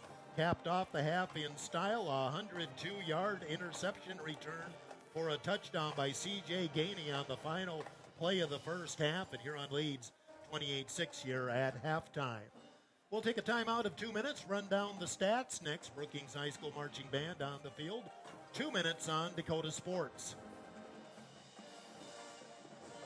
Lounge is hiring cooks, bartenders, servers, hostesses, and dishwashers. It's a great opportunity. You can work full-time, part-time, make extra money, and big tips. Apply in person at Ryan's Hangar Restaurant and Ace Lounge or online at hangarrestaurantandlounge.com. Join the team at Ryan's Hangar Restaurant and Ace Lounge. Apply in person or at hangarrestaurantlounge.com.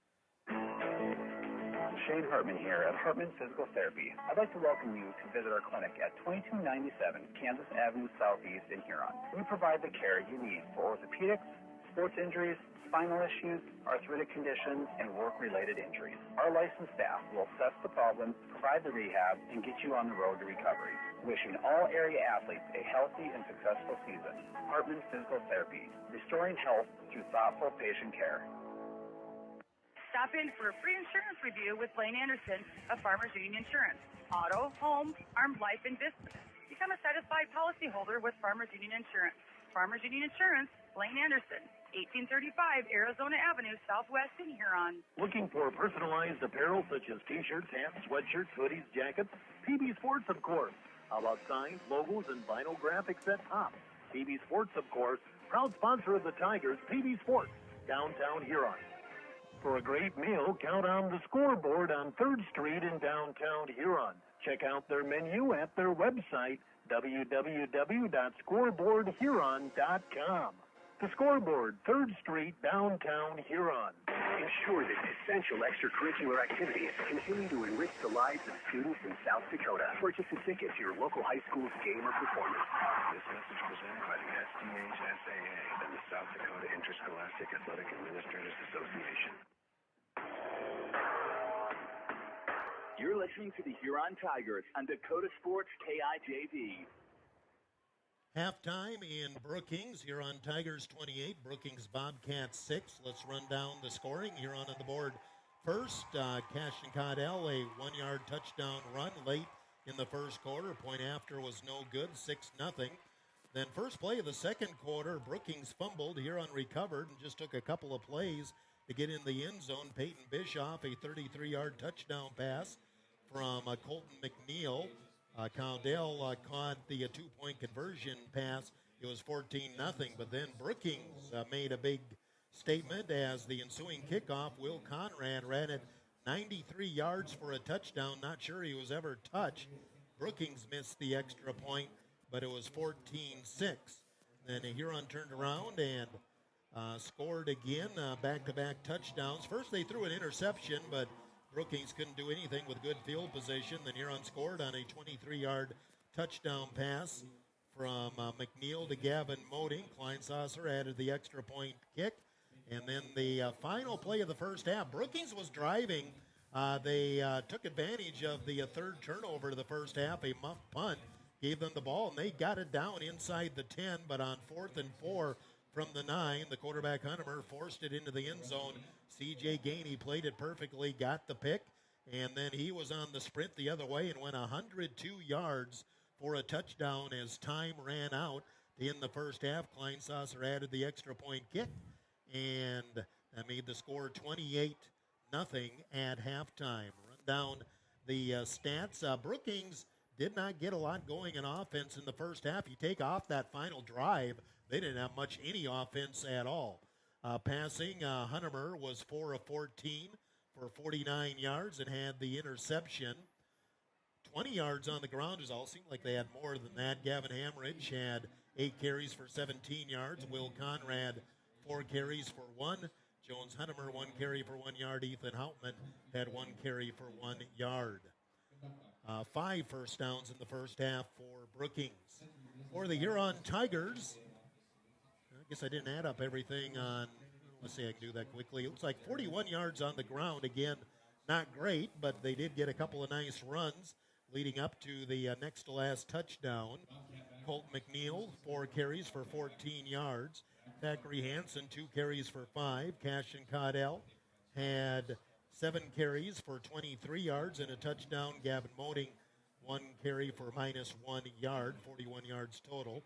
Passing the ball, very efficient. Colt McNeil, 13 of 19 for 156 yards, or 186 yards, 186 yards, 1 pick and 2 interceptions in the first half. And you're on a big time of a possession advantage, 15 minutes, 19 seconds to Brookings 8:41. And again, you look at that time of possession, and if it wasn't for that last drive, that would be looking even worse. Defensively for Brookings, Bergen Tetzloff, is that what that says? I can't read it right. Yeah, Bergen Tetzloff leads the way with 4 tackles, 2 assists, and he had the interception as well. Ethan Hauptman had 4 tackles, 3 tackles for Dodgy Thomas, 3 as well for Jay Harris. For the Huron Tigers, 5 tackles for Bubba Peterson. Bubba playing his best football of the season. A couple of those, I think, came on special teams. C.J. Gainey with 5 tackles as well, and, of course, had the big pick 6. Colby Holford, 2 tackles and assists, but he had a huge play prior to that interception as Brookings was at the 6-yard line, tried to run a jet sweep, and Colby stopped it for a 8-yard loss, and that eventually set up the interception as Brookings had to back up because of that. And those are the defensive leaders for the Tigers. And Orky, again, you throw out the mistakes. This is probably more than 28-6. Oh, exactly. These kids have just played dynamite football right now, and what a momentum booster, that 102-yard return. We took the wind right out of Brookings' sails. We switched it over onto our side, and going into the second half here, what a way to go. Now, the thing to remember, Brookings will get the ball to start the second half, and they did start to get the offense working a bit there on that final drive, which resulted in the interception, but they did move the ball, which they had, I think, prior to that possession, they only had one first down, but then they ended up adding another 4 on that last possession, so they were starting to move the ball some, so that's something to watch to begin the second half as well. Well, they were getting the pass game, which they hardly didn't do anything prior to that, so we've got to be aware of that, make the adjustments coming out of halftime, and play good, hard-nosed football. Halftime here on 28, Brookings 6. We'll take a timeout of 2 minutes, probably still about 5 minutes from the second half kickoff. 2 minutes on Dakota Sports. Of innovative solutions in plant protection, plant nutrition, and field technology. They offer premier products and one-on-one relationships with local field experts to help their customers grow. Wilbur Ellis is committed to bringing you and your operation new and innovative ideas. Contact your local Wilbur Ellis specialist today to find out how to maximize your return on investment. Wilbur Ellis wishes all area high school athletes the best of luck this season. Brushing up? Bettering yourself? Or pursuing a degree? Huron Community Campus offers in-person classes at just $40 per credit hour plus fees. HCC offers courses through Northern State University, offering quality education at an exceptional value. To learn more, call Huron Community Campus at 605-353-8518. That's 605-353-8518.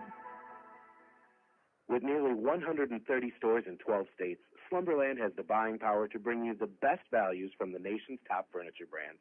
Slumberland is America's #1 dealer for Lazy Boy furniture. Slumberland is also the Midwest's largest retailer for Sealy, Simmons, Stearns & Foster, and Tempur-Pedic mattresses. Slumberland of Huron is completely locally owned and operated. Our staff, including sales and delivery, is made up entirely of your neighbors in Huron. So for the best brands at the best prices, along with truly local service, turn to Slumberland Furniture of Huron. Your doctor says surgery. Who's got the time? There's packing, driving, parking fees, feeding your spouse. Oh, don't forget the dog. The procedure, recovery, the drive again, and getting back to normal. And what about rehab? Will insurance cover it? Don't leave home. Talk to your doctor about scheduling surgery close to home at HRMC, or learn more online at HuronRegional.org. Huron Regional Medical Center. The right care is right here. You're listening to the Huron Tigers on Dakota Sports KIJV, 1340 AM and 95.3 FM. Back in Brookings, still about 2.5 minutes to go before we get our second half kickoff. Gorman still leading T area 41-30, a shootout there. And it seems to me those two teams had a shootout last year where T area actually came out with the win. But that's a good battle by T area. And, when you look at that, we had a chance to beat T area 2 weeks ago. Didn't, but hopefully that's just getting some confidence here for the boys. You're leading 28-6, as you said during that break here. You just can't put the foot off the pedal here now. You need to step on it here for the second half. You can't let up. You got to keep going at it and just keep doing everything you did right in the first half. Remember that. Carry it over into the second half. The miscues we had, make adjustments for that. But you can't let up because these guys are going to come at you, and they were having, like you said earlier, had some success in that last drive. The passing game was starting to hit a little bit, and we got to be careful of that because they can explode just as well as anybody else can.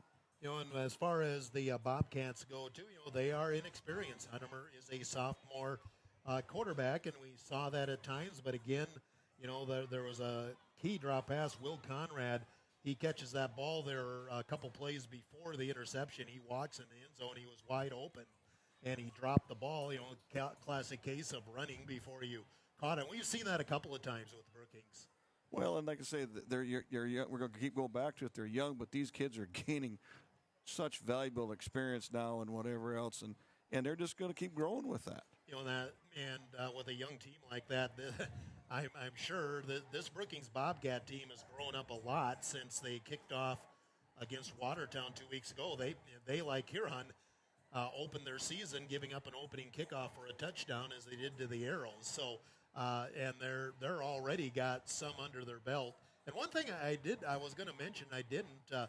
One thing Brookings does have, they only have 6 seniors, but both starting tackles are seniors, and I believe one of them was an all-state player last year.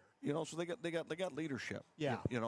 And the thing that it just gets me excited is when you have a class of 28 sophomores. Yeah. Well, look Drew would love to have that many sophomores that they had to work through to get them up into that. That's fantastic. That's a coach's dream, I would think.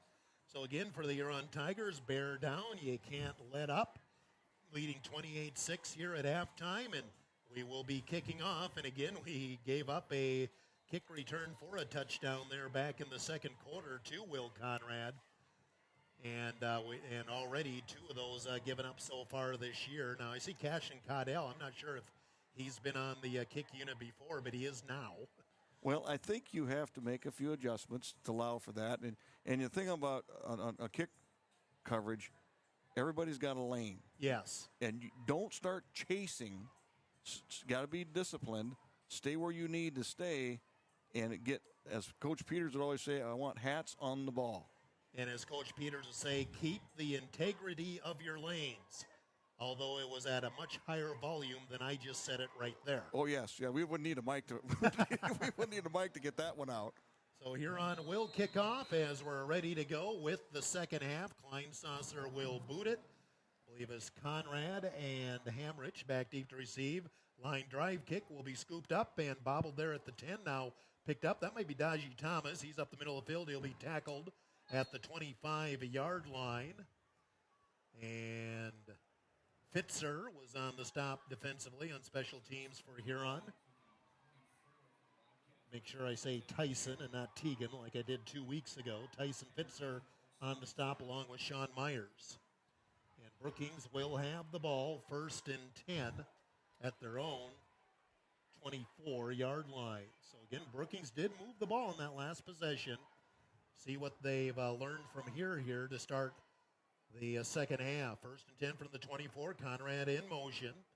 Handoff straight up the middle. Not much there. Now bouncing off, and we got room here on the right side. And Houtman will, boy, it was all sealed up, but you got to wrap him up and tackle him. Instead, he bounced out and ended up getting a 17-yard gain up to the 41-yard line. The fullback, Houtman, gets a first down for Brookings. So he made the stop, but you didn't make the tackle. 1st and 10 Brookings as they're now up to their own 41-yard line. Got to do a single leg or a double leg. Got to take the legs away, guys.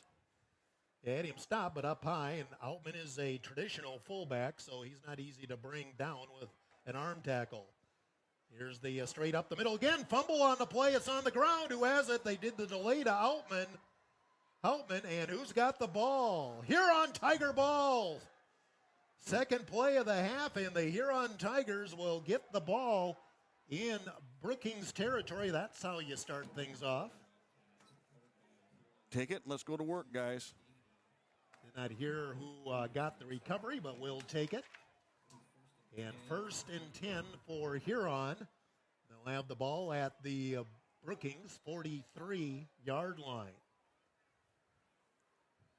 So there's the case of a young team. Brookings, a positive play, and then a negative play.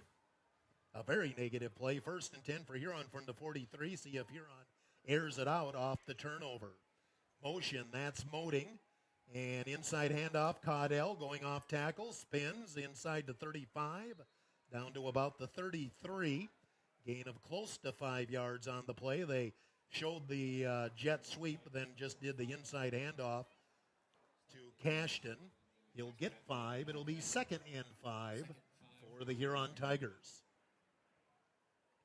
Early second half, Huron looking to take advantage of a Brookings turnover. I think that is the second turnover for Brookings, the interception and the fumble now.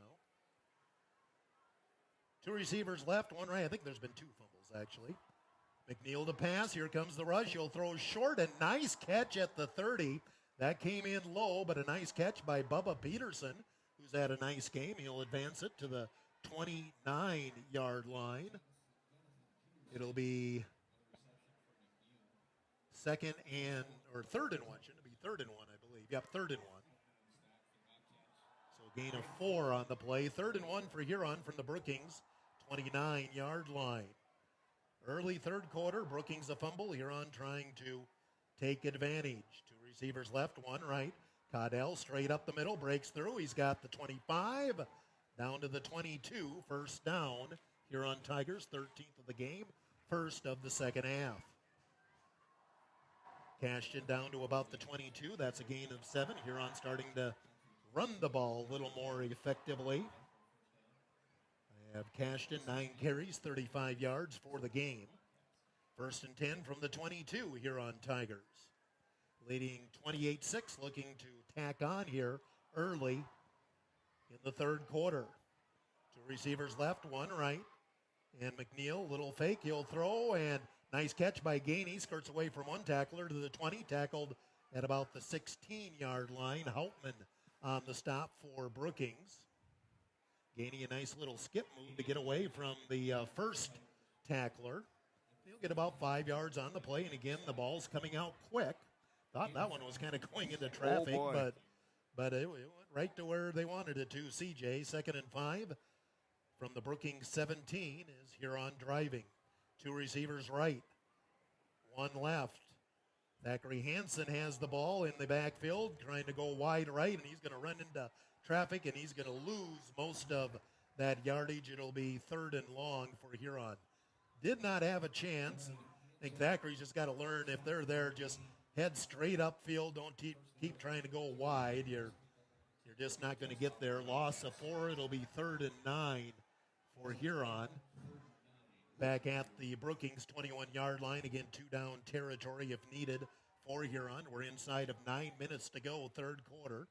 Huron up 28-6 and in Brookings territory, but now with a 3rd and 9 from the 21. 2 receivers left, 1 right. Shotgun, and back to pass is McNeil. Middle screen goes to Haig. He's inside the 15, breaks a tackle to the 10. He's got the first down. Was there a fumble on the play? There was, right at the end of the play. Fumble by Haig. He had the first down. Ball was stripped, and Huron gives the ball right back. Ooh. Got to hang on to that, guys. So like I said, the middle screen was set up perfectly right there, and they had the first down there, had about a 10-yard gain, but then the fumble right at the end, and Brookings dodges the bullet there. They'll get the ball back with 8:22 to go in the third quarter, and those are the mistakes that Huron's got to work to eliminate. There's just been too many turnovers, mistakes like that, and it comes back to bite again. Was that our 4th turnover of the night? 1st and 10 from the 8 for Brookings. Shotgun for Hunemer.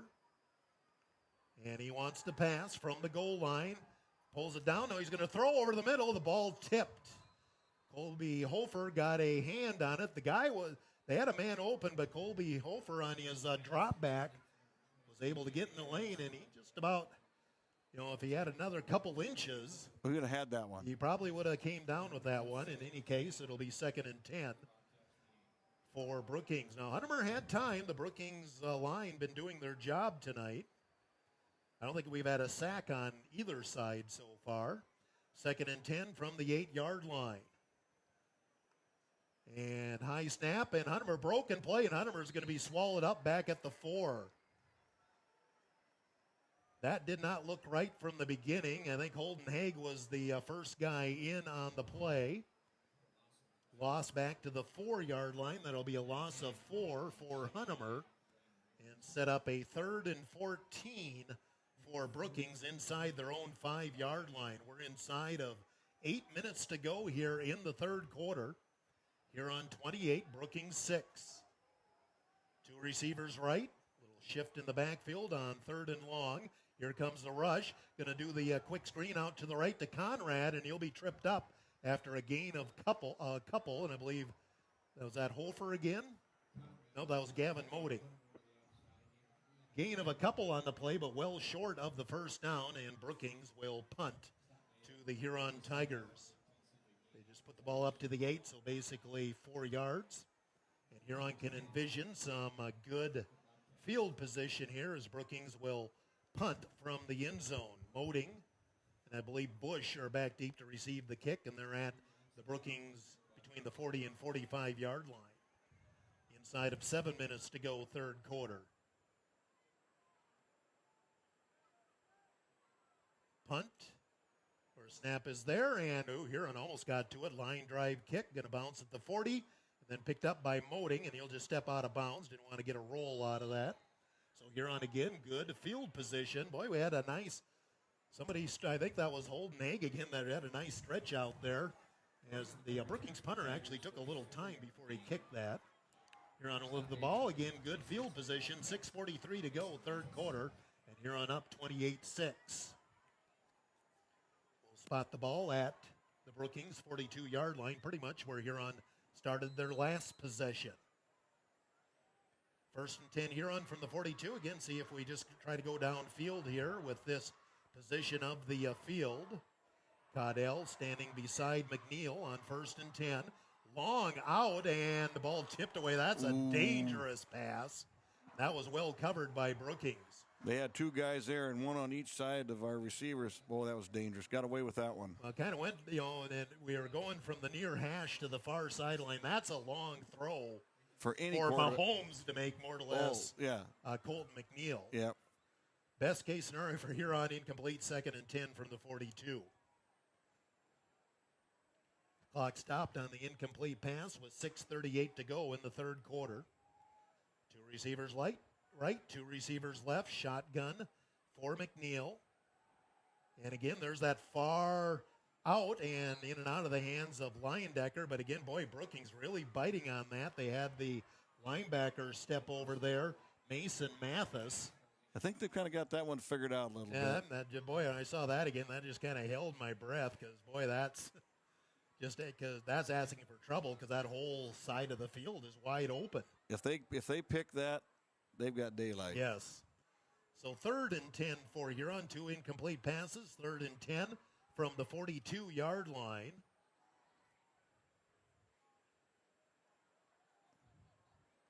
Slot to the right, 1 receiver left, wing left. Here comes motion. That's Moding. Inside handoff, Caudell breaks to 40 to the 35. Just gets tripped up. He stretches. He's going to be very close to the first down. Boy, he got ankle tackled, or that might have went even further. Trying to see who the tackle was there, because that would have been a longer gain. It is a first down for Huron, and it looks like we have a Brookings Bobcat with a cramp. I believe that tackle 86. Egan Jensen.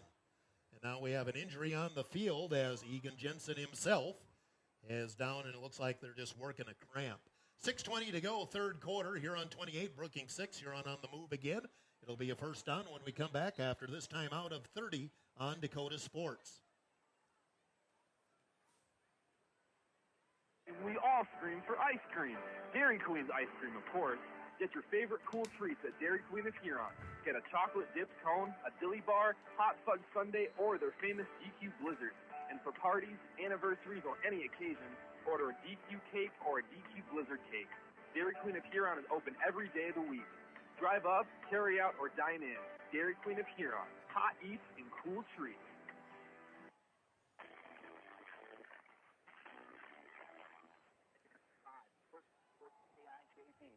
First and 10 Huron. McNeil pulls it out, turns the corner, gets shoved out of bounds at about the 26. He'll get a gain of about 5 or 6, and that was just a straight designed run for McNeil. He pulled it out and then just headed around the right side. Down to the 26-yard line, gain of 6. It'll be 2nd and 4 out of bounds, so clock stops at 5:53 to go. 2nd and 4 from the 26-yard line for the Huron Tigers. Got a slot left, 1 receiver right. And they're going to nice ball fake. They get it into Moding, and that got covered immediately, trying that bubble screen. And boy, that was read perfectly by Brookings. Henrich came in there and stopped that in its tracks. It'll be a catch and a loss on the play for Huron. Back to the 30-yard line, loss of 4. And it's going to be 3rd and 8 for Huron from the 30-yard line. So Brookings really jumping those quick passes now. That's where maybe you try a pump. See if somebody bites on it. 3rd and 8 for Huron from the 30-yard line of Brookings. 5:15 to go, third quarter. Huron 28, Brookings 6. Two receivers left, one right, shotgun, and McNeil, straight drop, looking right. Will throw over the middle and one-hopped it to Leyendecker, I believe. Nope, that was Peyton Bischoff. Still a one-hop, incomplete. It'll be 4th down, and no reason not to go for it here if you're the Huron Tigers. 4th and 8 from the Brookings 30-yard line. Huron's had the field position here in the third quarter, but haven't done anything with it. We haven't cashed in on anything. So be careful here. Yeah, 4th and 8 at the 30-yard line. Well, you got to get it downfield. Two receivers left, one right, shotgun for McNeil. He's got time. He's going to look over the middle for Gainey. Goes up, catches it at the 10. 1st and goal, Huron. Boy, a nice pass by McNeil because there was 3 jerseys around Gainey, and CJ just climbed the ladder and went up and got it. If he didn't have those hops get up there, we don't make that completion. 22 yards, 1st and goal at the 8 for the Huron Tigers. 4:45 to go, third quarter. Third quarter's moved by quickly compared to our first half. It's all been down on the north end of the field, the Brookings end. 1st and goal from the 8. McNeil will throw to the corner. It's caught and touchdown. Gavin Moding, his 2nd touchdown catch of the game. And Huron extends the lead to 34-6, just an out. He caught it about the 1 and it just kind of backed into the pylon there. And Huron on the board again. The 8-yard touchdown pass to Moding. Huron improves to 34-6, and Kleinsasser on to kick the extra point. Score comes with 4:24 to go in the third quarter. Kleinsasser looking to add the extra point. Snap is there. The kick is up, and it is good. 35-6 Huron. 4:24 to go, third quarter. Timeout. 30 seconds, 30 on Dakota Sports. Growing like you expect? At Dakota Land Feeds, their experienced feed consultants can help you be sure your cattle are getting everything they need to perform and what will help you increase your bottom line. Let Dakota Land Feeds help formulate the right ration to fit the needs of your cattle, whether you have growing calves, feedlot cattle, yearlings, or beef cows. Dakota Land Feeds has feed consultants across the territory to help serve you. See your local Dakota Land Feeds dealer today.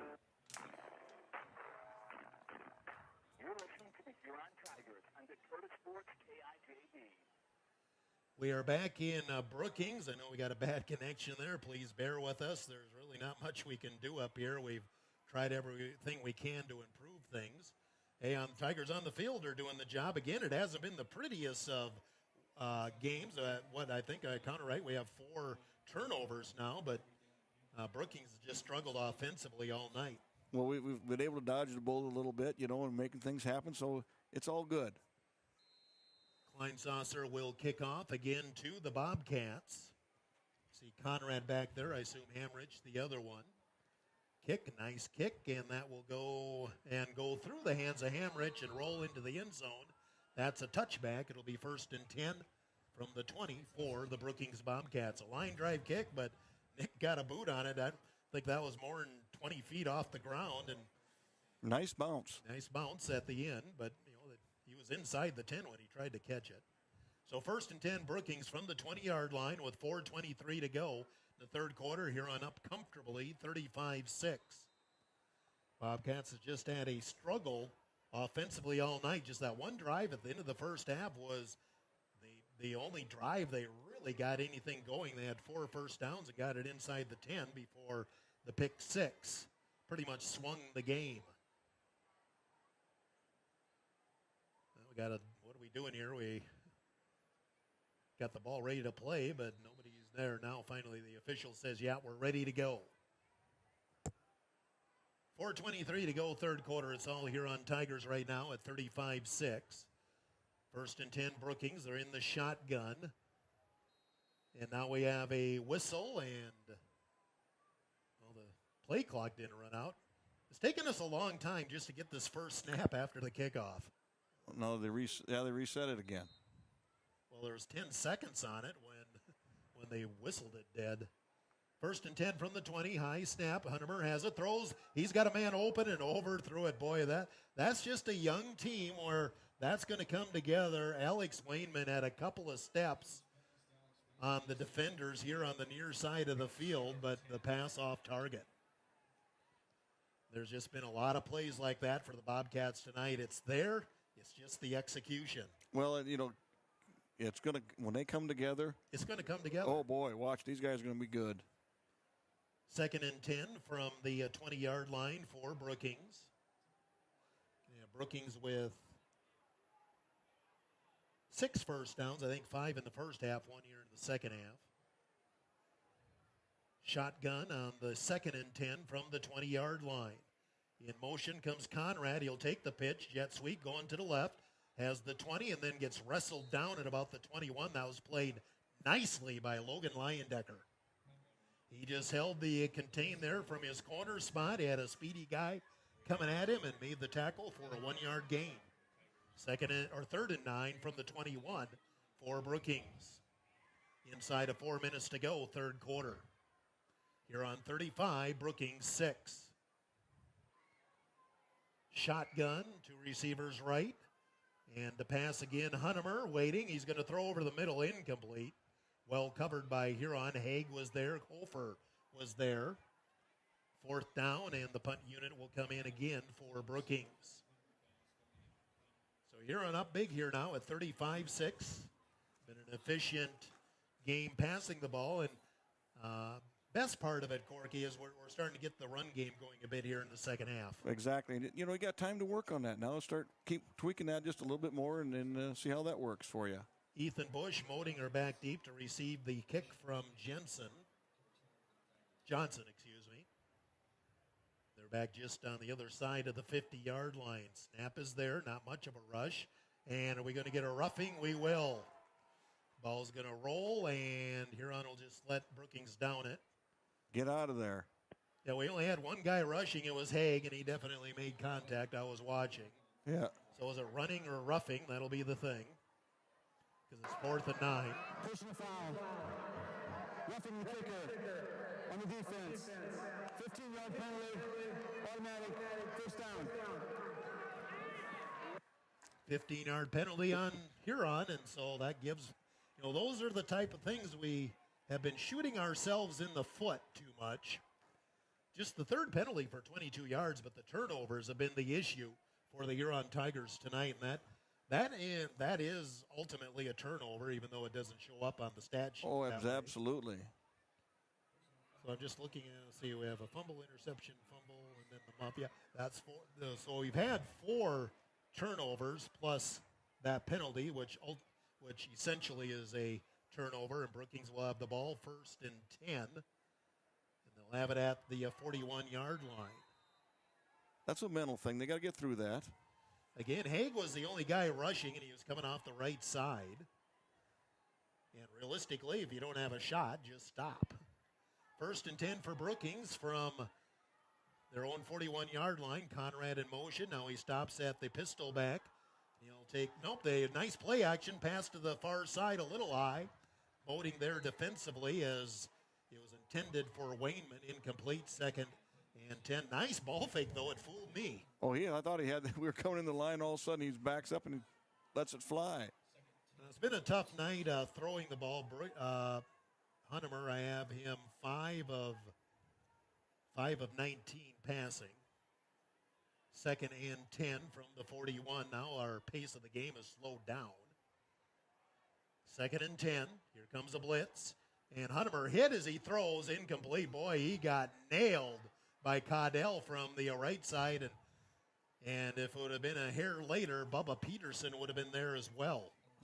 and you can envision the ball popping out somewhere in there. Well, he got the throw off, and he popped right back up because I think he took a pretty good lick there. Oh, yeah. Caudell doesn't come in tiptoeing. Oh, no. 3rd and 10 from the 41 for Brookings. Shotgun. Here comes motion. They'll hand it off. Jet sweep to Conrad, and that's snuffed out nicely by Huron. Colby Hofer, the first man in, and finished off by Caudell. And loss on the play. It'll be 4th and 12, and here comes the punt unit in again for the Brookings Bobcats. Bush and Moding back deep to receive the kick. And I see Johnson is back to punt. He was the guy after the penalty there. They actually cramped up, and they had a brief injury break there. And Brookings set to punt here again on 4th and 12. Snap is there. Nice high kick, and will bounce at the 40, go straight up, get away from it. Takes a bit of a Brookings roll and will be downed at about the 32. Huron Tigers will get the ball back with 2:26 to go in the third quarter, and Huron up comfortably 35-6.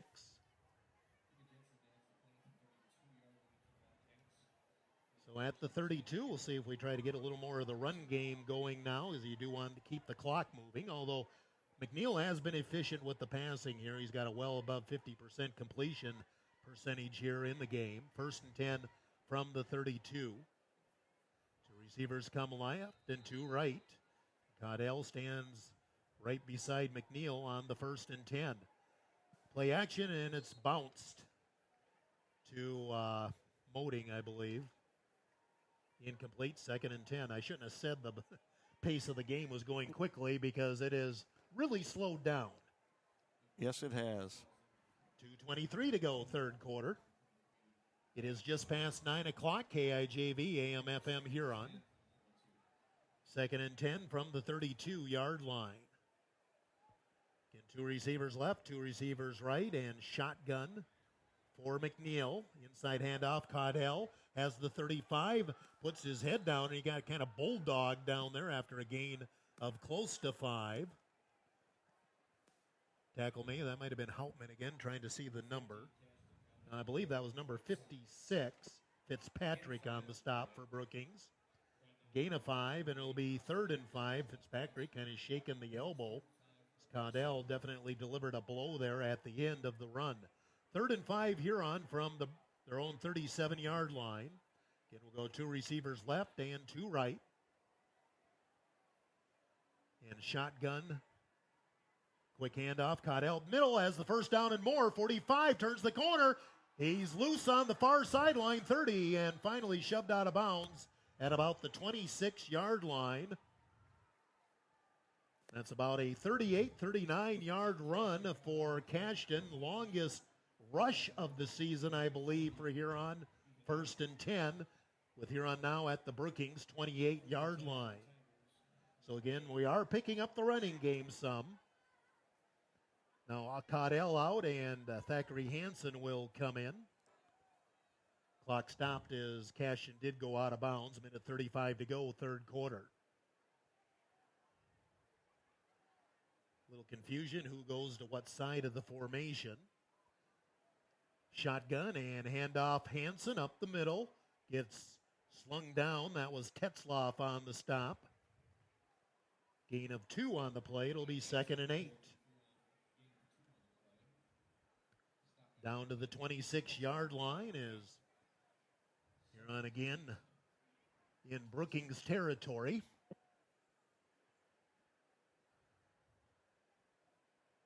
Second down and 8 from the 26-yard line of the Brookings Bobcats. We're hitting 1 minute to go in the third quarter.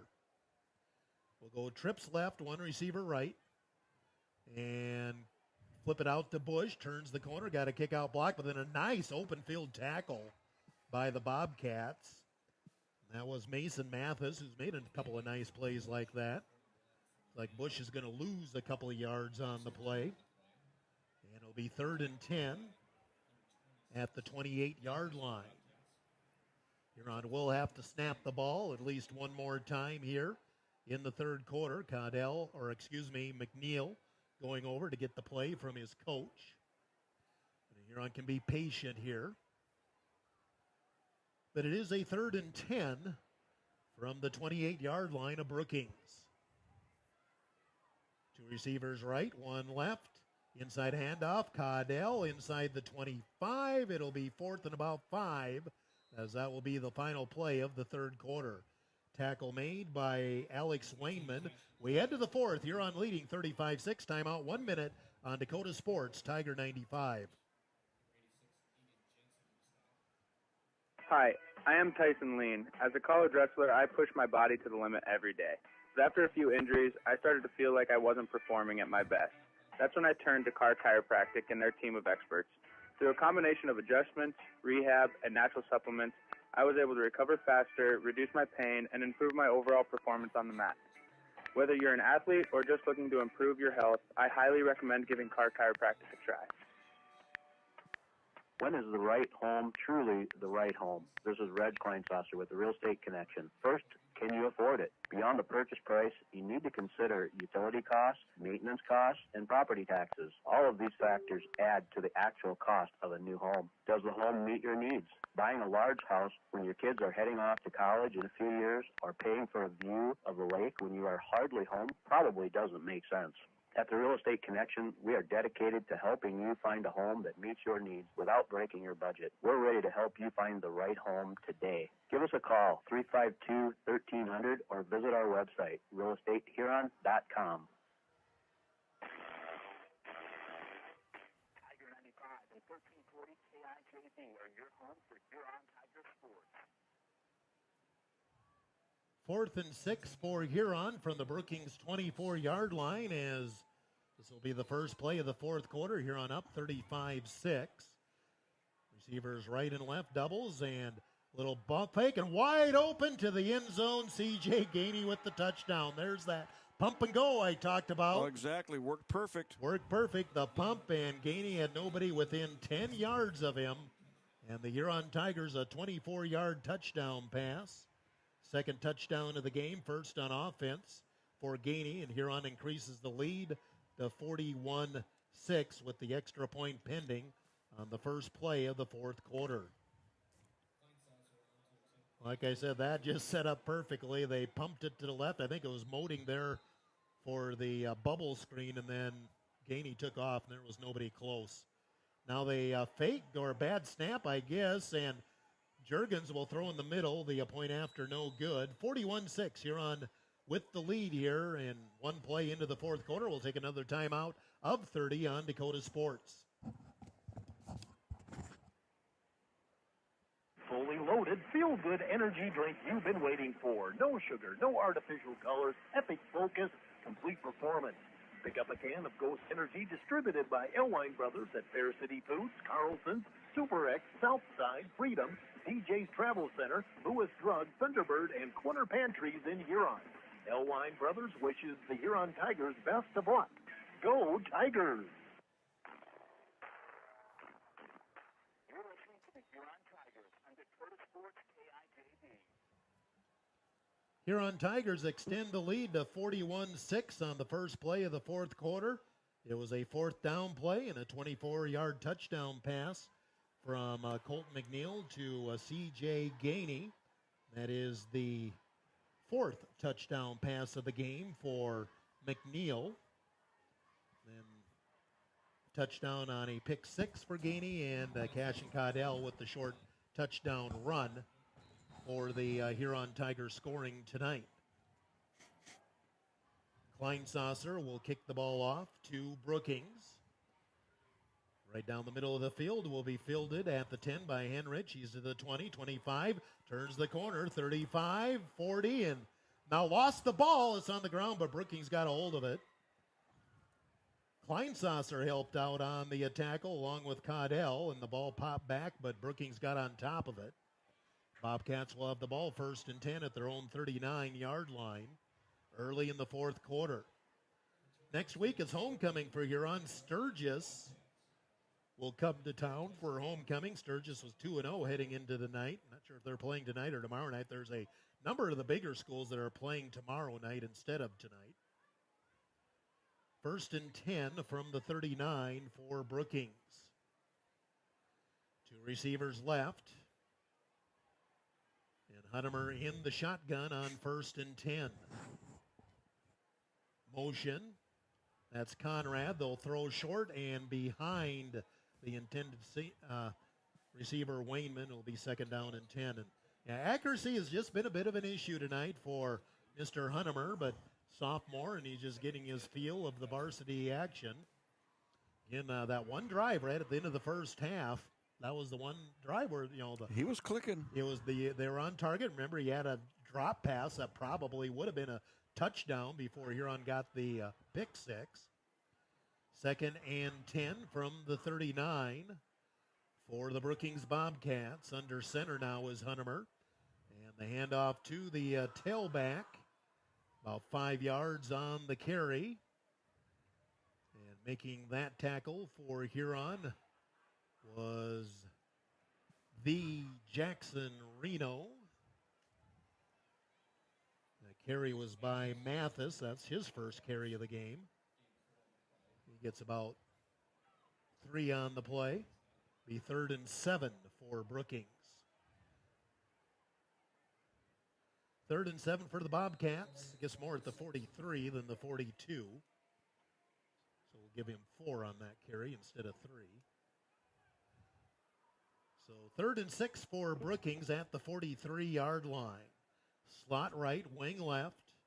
Hunnemer in the shotgun. Brings Mathis in motion. Now he's the pistol back. And ball fake to him. He's under pressure and is thrown short. Big rush by Bubba Peterson. Bubba has had a nice night defensively. And that just about a sack on the play because the Hunnemer just had no place to go with the ball. Closest to it was a lineman, but that was because he was going backwards off the hit by Bubba. So 4th and 6, Brookings has the punt unit in as Huron will go back to receive. Again, 41-6, Huron in control here. We're inside of 9 minutes to go in the game. Snap is there. Huron doesn't rush at all. Jensen with the kick. Nice kick.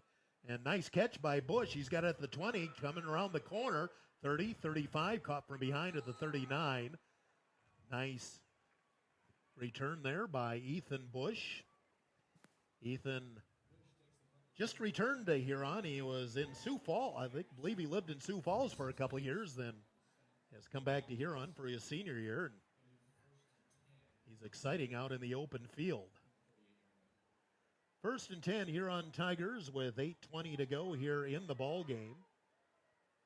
I didn't think we had a running clock in 11AA anymore, but we're doing it.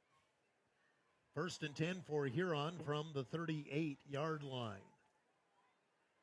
At this point, I'm not complaining about it, though. Exactly. Running right into that deal. McNeil is still in at quarterback on 1st and 10. Caudell up the middle, and he hits a wall right as soon as he gets to the line. No gain on the play, maybe a loss. It'll be 2nd down. Cashin's had a nice second half running the ball.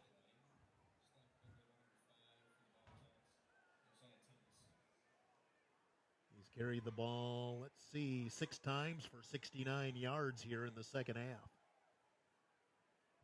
2nd and 10 from the 38. Huron using their time right now. Keep that clock rolling.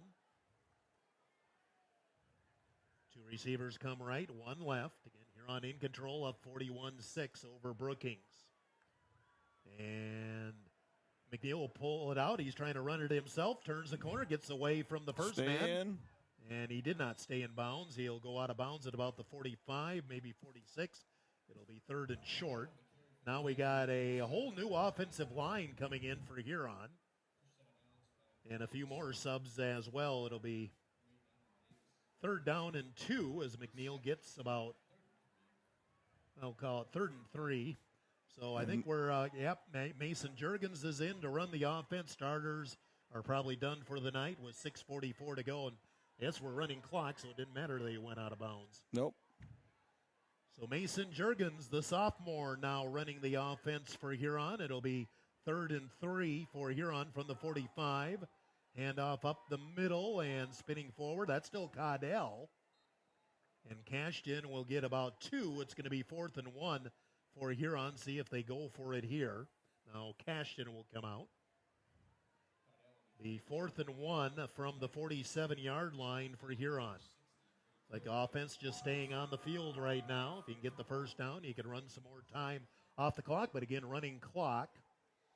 Again, we checked on that, and from what I understood, I didn't think we had running clock in AA and AAA anymore.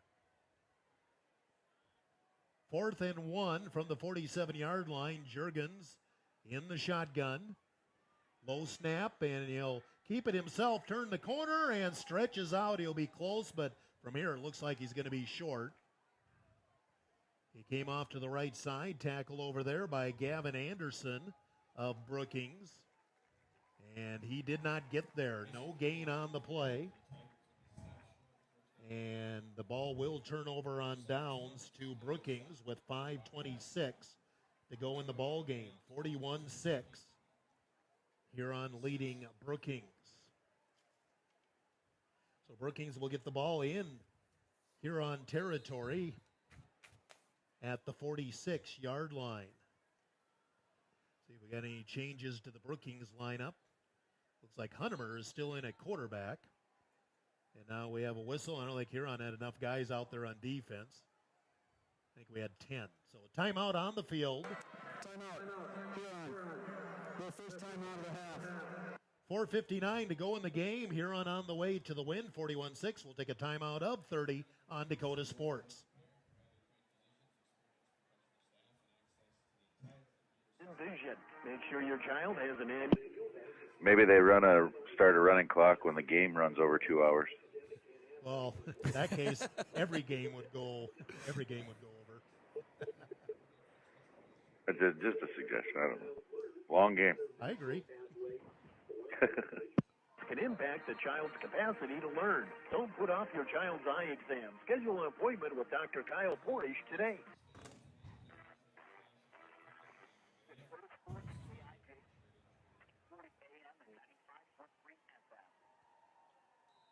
Brookings will have the ball, 1st and 10. We do have a new quarterback in. Gavin Anderson will take over running the Bobcat offense. 1st and 10 at the Huron 46-yard line. Hopefully we can pick up some of the numbers here as the JV defense is in. And Anderson breaks a tackle, reverses field, and he'll get caught up to it about the 42-yard line and driven back. Gain of about 4 or 5 on the play. Let's see, I know Landon Hulst was in on the stop, but I think he had help. Gain of 4 on the play. 2nd and 6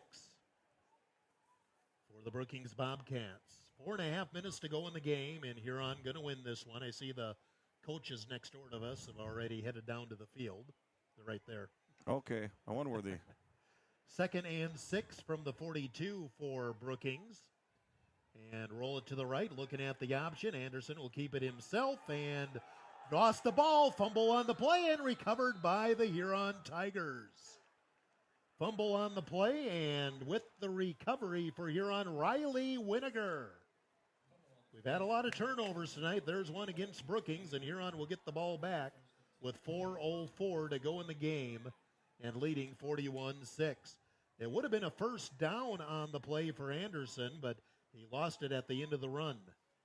Now the Tigers will take over, 1st and 10. Trying to get hard to keep my time of possession chart with a running clock. 1st and 10 for Huron at their own 28-yard line. And again, the second string in there for both teams, I would imagine now. I don't see Sturgis on my scorebook, so they may be playing tomorrow night. Again, they come to Huron next Friday for homecoming. 1st and 10, and up the middle goes Juergens. He'll be tackled forward up to about the 34. And if that was the fake it and then run, the fake wasn't very good because the back and Juergens weren't very close together, but Mason did a nice job of making something out of it. He'll get 5, and it'll be 2nd and 5 for Huron from the 33-yard line. So Huron Tigers, despite their share of turnovers, have turned in a convincing performance tonight and lead at 41-6. And, nope, going to be a keeper for Juergens again. Turns the corner, breaks one tackle. He get tackled forward at about the 35, gain of maybe 1 on the play, maybe 2. And it'll be 3rd and 3 for Huron at the 35-yard line.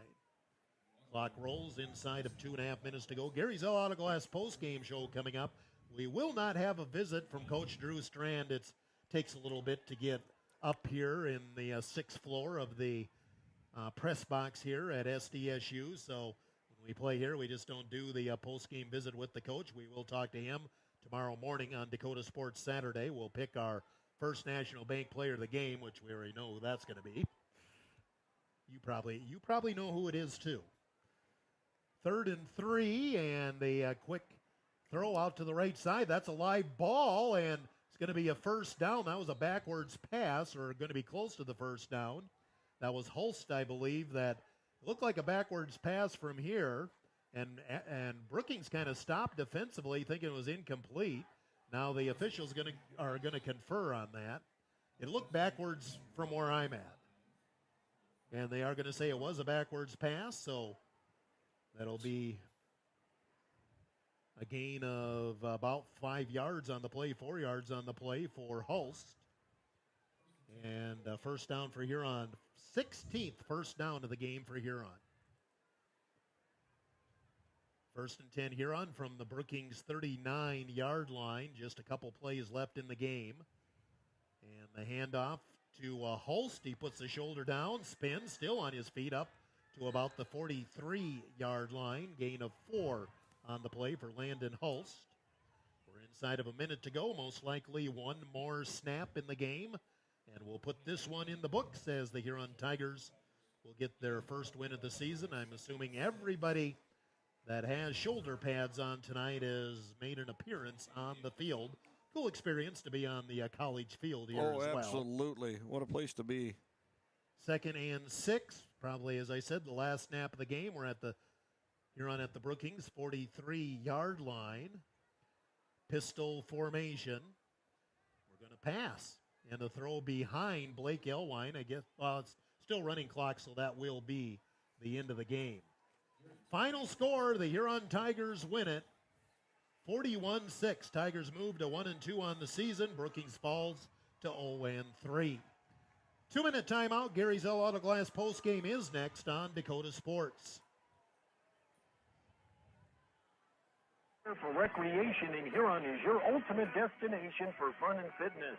Challenge yourself and get fit with a fitness class that fits your schedule. The Nordby Center offers water classes, weight and cardio classes, bicycle spin classes, and more. Group fitness classes are led by the Nordby Center's expert instructors. Sign up for a fitness class today. The Nordby Center for Recreation, where the fun never ends. Ryan Sanger Restaurant and Ace Lounge is hiring cooks, bartenders, servers, hostesses, and dishwashers.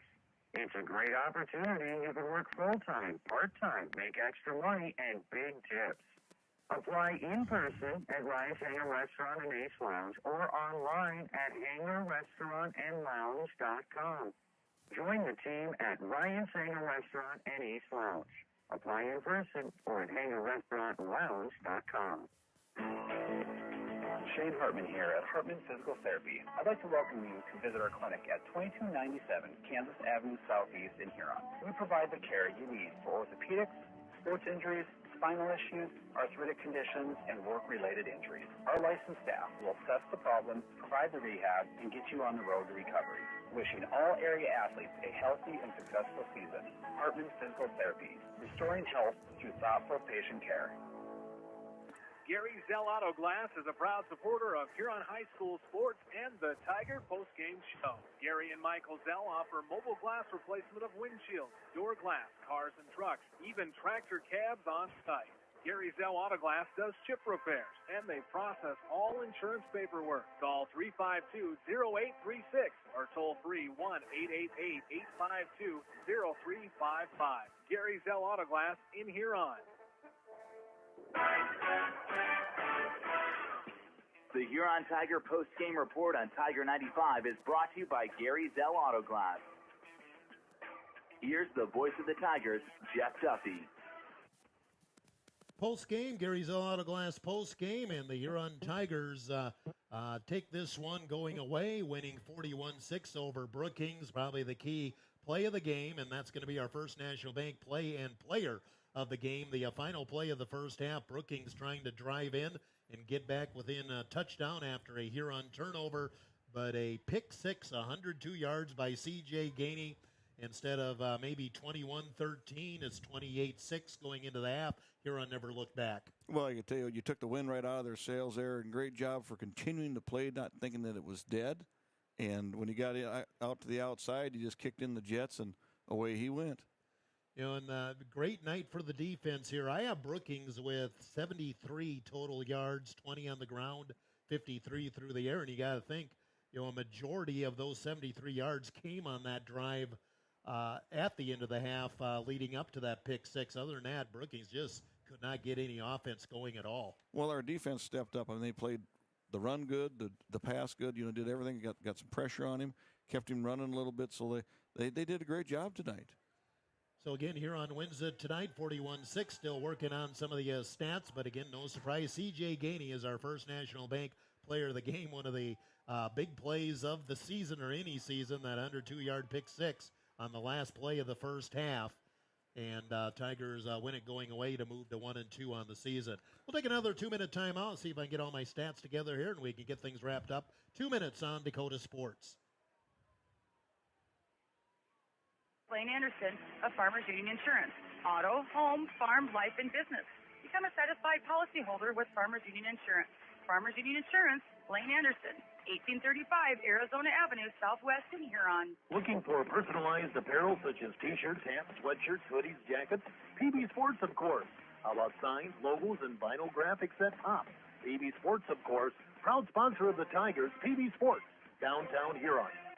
For a great meal, count on the Scoreboard on 3rd Street in downtown Huron. Check out their menu at their website, www.scoreboardhuron.com. The Scoreboard, 3rd Street, downtown Huron. Ensure that essential extracurricular activities continue to enrich the lives of students in South Dakota. Purchase a ticket to your local high school's game or performance. This message presented by the SDHSAA and the South Dakota Interscholastic Athletic Administrators Association. Wilbur Ellis is a leading provider of innovative solutions in plant protection, plant nutrition, and field technology. They offer premier products and one-on-one relationships with local field experts to help their customers grow. Wilbur Ellis is committed to bringing you and your operation new and innovative ideas. Contact your local Wilbur Ellis specialist today to find out how to maximize your return on investment. Wilbur Ellis wishes all area high school athletes the best of luck this season. Gary Zell Auto Glass is a proud supporter of Huron High School sports and the Tiger postgame show. Gary and Michael Zell offer mobile glass replacement of windshields, door glass, cars and trucks, even tractor cabs on site. Gary Zell Auto Glass does chip repairs, and they process all insurance paperwork. Call 352-0836 or toll free 1-888-852-0355. Gary Zell Auto Glass in Huron. Hi, this is Danny Gladden, Minnesota Twins Radio Network, and you are listening to Jeff Duffy on Dakota Sports. Jeff Duffy and Dave Corcoran, the Glad man just doesn't know Corky yet. So, big night for the Huron Tigers. They cruised to a 41-6 win over Brookings to win their first game of the season. Let's run down the scoring. Huron Tigers on the board first, late in the first quarter, a 1-yard run by Cashton Caudell. And the point after kick was no good. Huron led 6-0. Then to start the second quarter, Brookings turned the ball over, a fumble, I believe, and Huron just a couple of plays. They went in the end zone on a 33-yard touchdown pass from Colton McNeil to Peyton Bischoff. Caudell caught the 2-point conversion pass, and it was 14-0. Ensuing kickoff, Brookings got on the board their first touchdown of the season. A 93-yard kickoff return for a touchdown by Will Conrad. They missed the extra point, and it was 14-6. Huron answered with, after throwing an interception, but stopping Brookings in Huron territory. Huron scored on a 23-yard touchdown pass from McNeil to Gavin Moding. Kleinsasser with the extra point. It was 21-6, and Huron appeared to be able to get the ball with a chance to score at the end of the first half.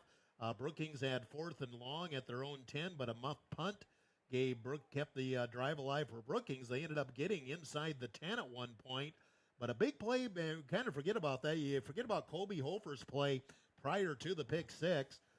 Brookings tried a jet sweep, and Hofer darted in there and dropped the runner for an 8-yard loss. And then 2 plays after that, final play of the first half, so Gainey got the pick off in the middle or in the end zone, 2 yards deep, and took it 102 yards back. And Kleinsasser extra point kick. Again, that was the final play the first half, and Huron extended the lead to 28-6. Third quarter started off a little slowly. Both teams had a couple of fumbles, but then Huron scored on an 8-yard pass to Moding from McNeil, and the final score was a beautiful stop and go or pump and go. Everybody's got different names for it. Down, out, and up. We always called it down, out, and up. But left C.J. Gainey wide open to haul in a 24-yard pass on the first play of the fourth quarter, and that finished out the scoring. Point after was no good, and Huron wins it 41-6.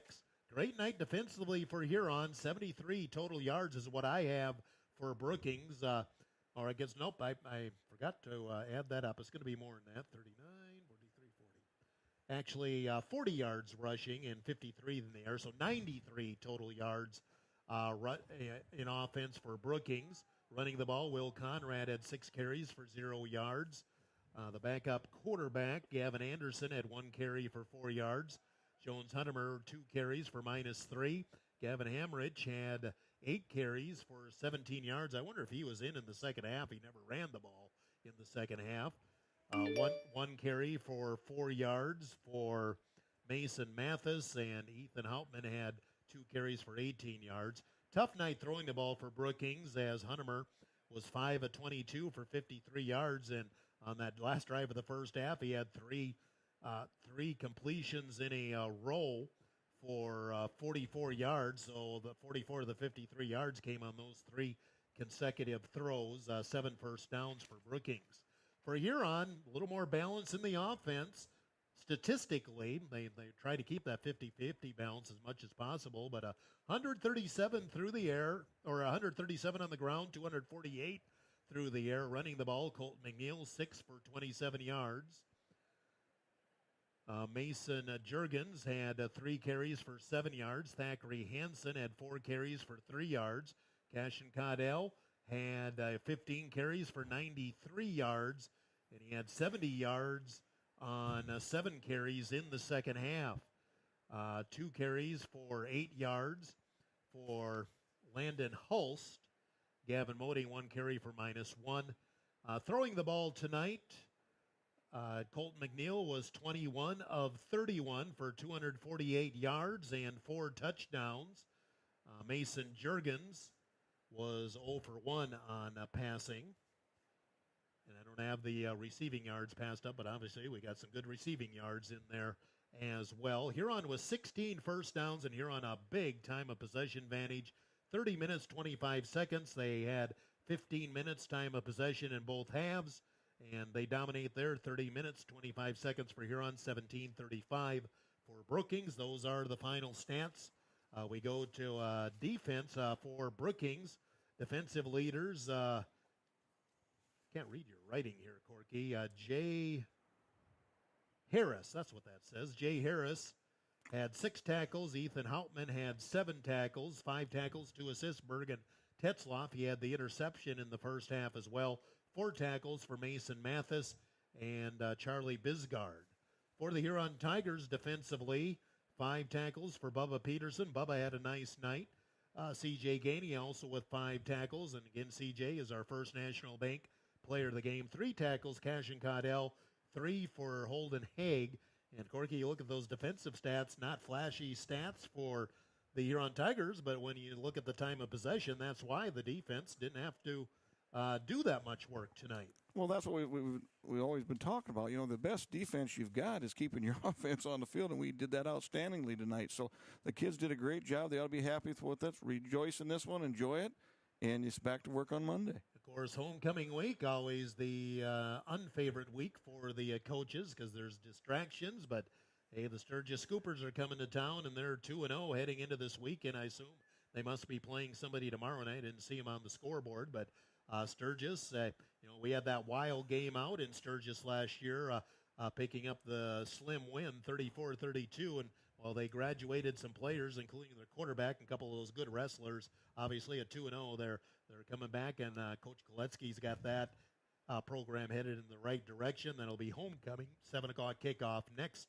Friday night at Tiger Stadium here on Tiger 95. We have volleyball Tuesday at Yankton, Thursday at home with Harrisburg. Following volleyball, we'll have Coronation on the air as well, so a busy week coming up here for the Huron Tigers. Again, I can't really get into my scoreboard here very well, but Pierre defeated Mitchell tonight, 62-8, and O'Gorman did hang on to defeat T-Area 41-30, so a couple of high-scoring games there. That's your Kurtz Heating and Cooling scoreboard update. Again, Huron wins it 41-6. Going to be a few weeks before we get you back on the air, Court.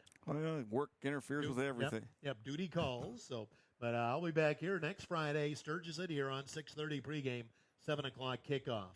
That'll wrap it up here from SDSU and Brookings, South Dakota. Big thank you to Jason for helping us out here. I know it was rough at times here with the play-by-play, but glad we were able to bring you the first Huron Tiger win of the season. The final Huron 41, Brookings 6. C.J. Gainey, your First National Bank player of the game. This has been a presentation of Dakota